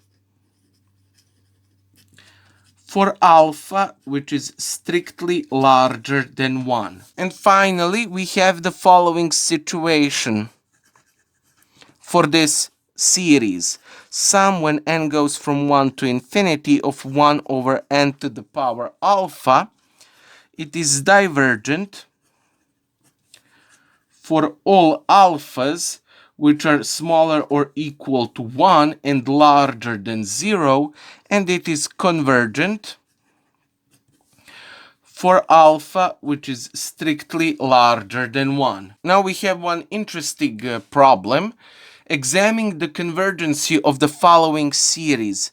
Sum when n goes from 1 to infinity, e to the power 1 over n plus e to the power negative 1 over n minus 2. Basically, the base of this series an is equal to e to the power 1 over n plus e to the power minus 1 over n minus 2. Now we are going to take a look at the function f of x, which is equal to e of x to the power x. F of x can be written as a sum when n goes from 0 to infinity, nth derivative of a function f in 0 over n factorial times x to the power n. This is Maclaurin's series for a function f. And this is equal to a sum where n goes from 0 to infinity. Okay, so f to the 0 derivative of 0, this is just a function f in the dot 0. This is equal to e to the power 0, which is equal to 1. And f nth derivative in 0 is equal to e to the power 0, which is equal to 1. And that is true for every natural number n. So this is just going to be x to the power n over n factorial. This is then equal to 1 plus x over 1 plus x squared over 2 squared plus and so on. Now we can write e to the power 1 over n as follows. 1 plus 1 over n plus 1 over n squared times 2 factorial plus 1 over n cubed times 3 factorial plus 1 over n to the power 4 times 4 factorial and so on. E to the power negative 1 over n can be written as 1 minus 1 over n plus 1 over n squared times 2 factorial minus 1 over n cubed times 3 factorial plus 1 over n to the power 4 times 4 factorial and so on. Now when we add all of this together, e to the power 1 over n plus e to the power negative 1 over n minus 2, we are going to get, well, negative 2 plus 2 plus 2 over 2 factorial times n squared plus 2 over 4 factorial times n to the power 4 plus 2 over 6 factorial n to the power 6, and so on, which is equal to 2 divided by 2 factorial times n squared plus 2 divided by 4 factorial times n to the power 4 plus 2 divided by 6 factorial n to the power 6, and so on. And this can be written as 1 over n squared plus a little asymptotic o of 1 over n to the power 3. Now we have that sum where n is equal to 1 and it goes all the way to infinity of e to the 1 over n plus e to the negative 1 over n minus 2 is equal to a sum from 1 to infinity of 1 over n squared plus a little asymptotic o of 1 over n cubed. And this series is asymptotically going to behave like the series where sum goes from 1 to infinity of 1 over n squared. This series is convergent. And that basically means that the series which we have started with is also convergent. And the last problem is find the constants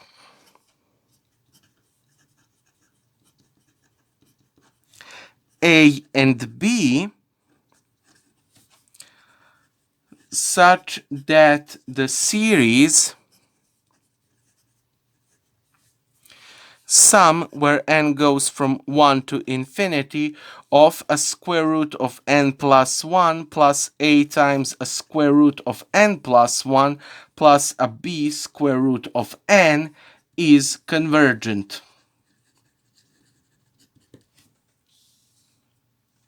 Okay, the base of this series an is equal to a square root of n plus 2 plus a times a square root of n plus 1 plus b times a square root of n.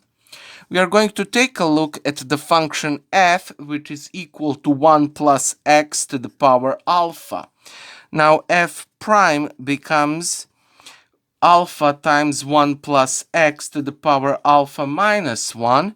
The second derivative of function f is alpha times alpha minus 1, 1 plus x to the power alpha minus 2, and so on. The nth derivative in x of function f becomes alpha times alpha minus 1, and so on, alpha minus n minus 1 times 1 plus x to the power alpha minus n. Well, this means that f in the dot 0 has the value of 1, the first derivative in 0 has the value of alpha, the second derivative in 0 has value of alpha minus 1, and so on. The nth derivative in 0 has the value of alpha times and so on, alpha minus n minus 1.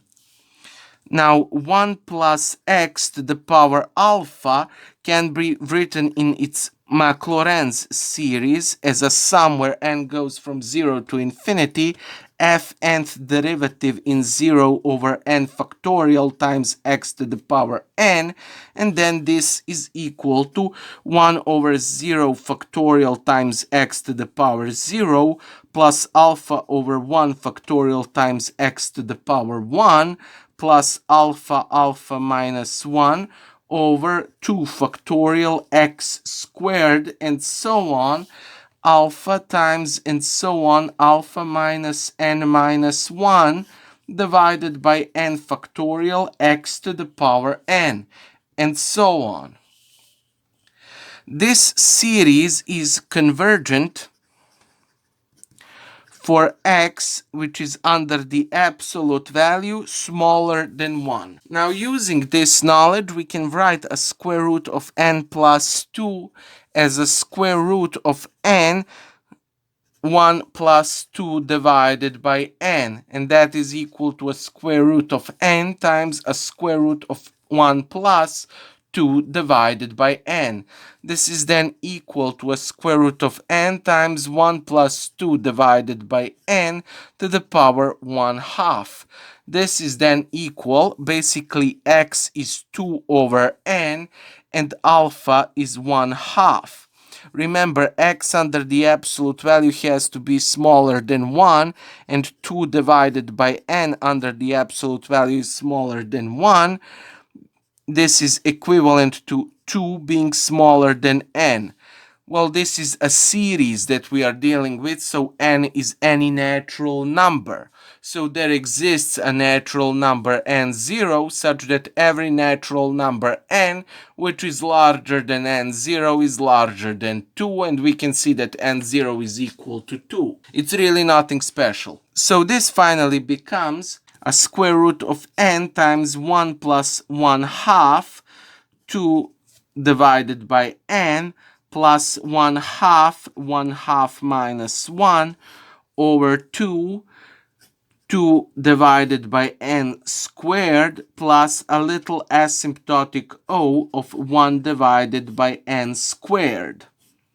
And this is equal to, of course, I am using 1 plus x to the power alpha, Maclaurin series, in the form 1 plus alpha x plus alpha alpha minus 1 over 2x squared plus alpha alpha minus 1 alpha minus 2 over 6x cubed plus a little asymptotic o of x cubed.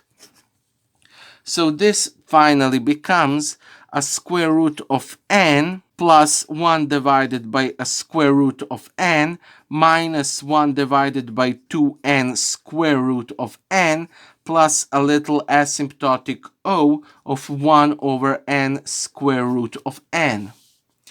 Therefore, a square root of n plus 2 is equal to a square root of n plus 1 divided by square root of n minus 1 divided by 2n square root of n plus a little asymptotic o of 1 over n a square root of n. A square root of n plus 1 is equal to a square root of n 1 plus 1 over n, which is equal to a square root of n times a square root of 1 plus 1 over n, and that is equal to a square root of n times 1 plus 1 over n to the power 1/2. X is equal to 1 over n and alpha is equal to 1/2.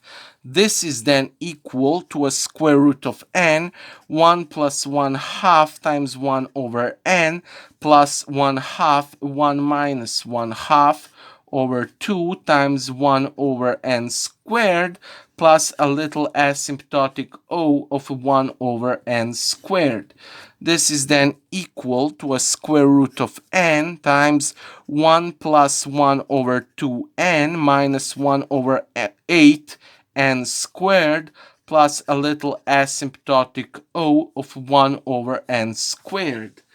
This is then equal to a square root of n plus 1 divided by 2 square root of n minus 1 divided by 8n square root of n plus a little asymptotic o of 1 over n square root of n. Therefore, a square root of n plus 1 is equal to a square root of n plus 1 over 2 square root of n minus 1 over 8n square root of n plus a little asymptotic o of 1 over n square root of n. Well, that basically means that an, which was equal to a square root of n plus 2 plus a times the square root of n plus 1 plus b square root of n, can be written as a square root of n plus 1 over a square root of n minus 1 over 2n square root of n plus a little asymptotic o of 1 over n square root of n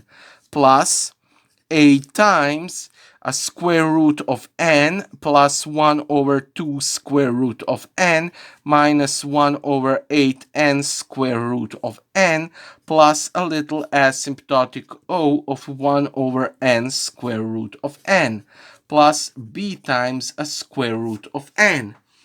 This is then equal to a square root of n times 1 plus a plus b plus 1 over a square root of n, 1 plus a half, plus 1 over n square root of n minus 1 half minus a over 8 plus a little asymptotic o of 1 over n a square root of n. Well then, our series where sum goes from 1 to infinity a n, which is equal to a sum n is going from 1 to infinity, of a square root of n plus 2 plus a square root of n plus 1 plus b square root of n, transforms into a sum where n goes from 1 to infinity of 1 plus a plus b, a square root of n, plus 1 plus a half, 1 over a square root of n, plus a negative 1 half minus a over 8, 1 over n square root of n, plus a little asymptotic o of 1 over n square root of n.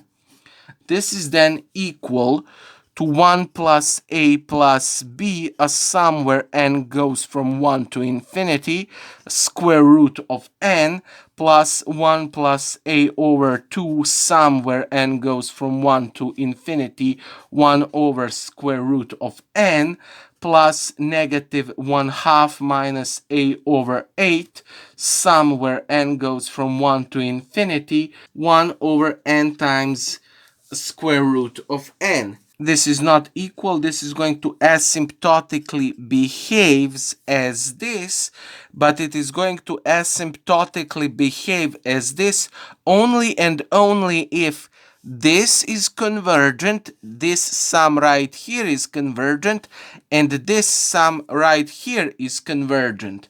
Now we know that this is divergent, and we know that this is divergent.